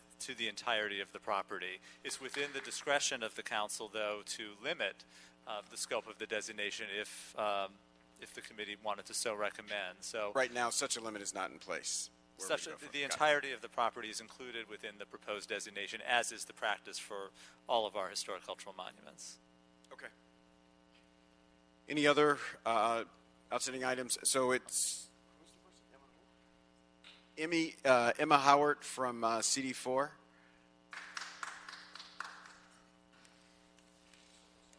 Good evening, council members. Evening. Wow. As you know, the council That one member. hurt. Oh, sorry. Now that at least I'm not saying good midnight, right? As you know, the council member Emma Howard, Director of Planning, Council Member Rue, Council District 4. As you know, the council member generally defers to the expertise of the Office of Historic Resources, and in this case, the unanimous decision of the Cultural Heritage Commission regarding what makes a historic cultural monument. Per this policy, he is guided by the staff and the commission consensus and calls for your support for this designation. He also wanted to make sure that I take a moment to acknowledge the community and their engagement. He's very aware of and strongly respects how many of you, his constituents, have put in their time and energy in the middle of more than one work week to attend these public hearings and engage with the local democratic process, which is not always easy, in order to show your support and love for their neighborhood, and he thanks you. Thank you very much. Thank you so much. Questions and comments, members? Mr. Cedillo?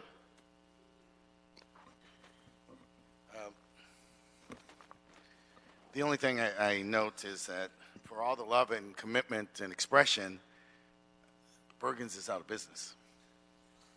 And that's undeniable. And I enjoyed it much. And when I first got here and we had the first discussion, I was like, let's do this. And I called some of my friends, and then they said, it's closed. It's been closed. And so this discussion about the sustainability of a business and all these things is not applicable, because the fact of the matter is it's not a business. It's not a thriving business. In fact, it's not a business at all. And so what we're talking about now is simply the disposition of property. Right? There's an incredible sense of entitlement here, but there's no one taking responsibility for the fact that we do have this housing crisis and that people have to acknowledge it. And so you can look at the property as it is. We've heard from the owners, and they're asking us not to encumber them with other people's ideas who are yet unwilling to make the commitment to make the business successful. And so I think with that the minimum we have to, I want to have deference for my colleague, but that at the same time, I think we have an opportunity here to reach a working compromise, at least with some partition of the property and the building. it seems that that's something that meets both parties' concerns, an ability to build and address the question of housing. At the same time, some preservation of a building with some hope, some wish that in the future there's going to be some business there. The fact of the matter, Los Angeles still has movie stars, it still has football players, it still has athletes, it still has a lot of people who desire to go out and enjoy many of the great restaurants, but none of them found it compelling enough to visit Bergens enough so that it would be successful. This preserves the building, but bifurcates and partitions the property so that we could have much needed development, and I think that should be the direction of this committee.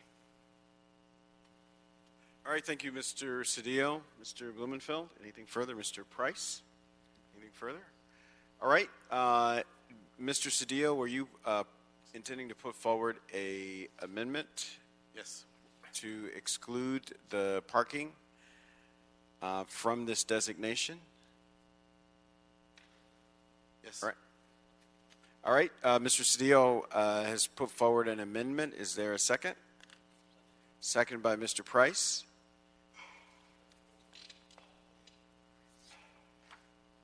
So that amendment is before us. If there's no objection, that'll be the order. And then on item number 6, we will consider the entire matter and vote to support, as amended, the CHC's recommendation for historical designation. Hearing no objection, that'll be the order. All right, that I believe, Mr. Mejia, hopefully you can confirm that concludes our business for today. Yes, Councilman. Excellent. We're adjourned. Thank you all so much.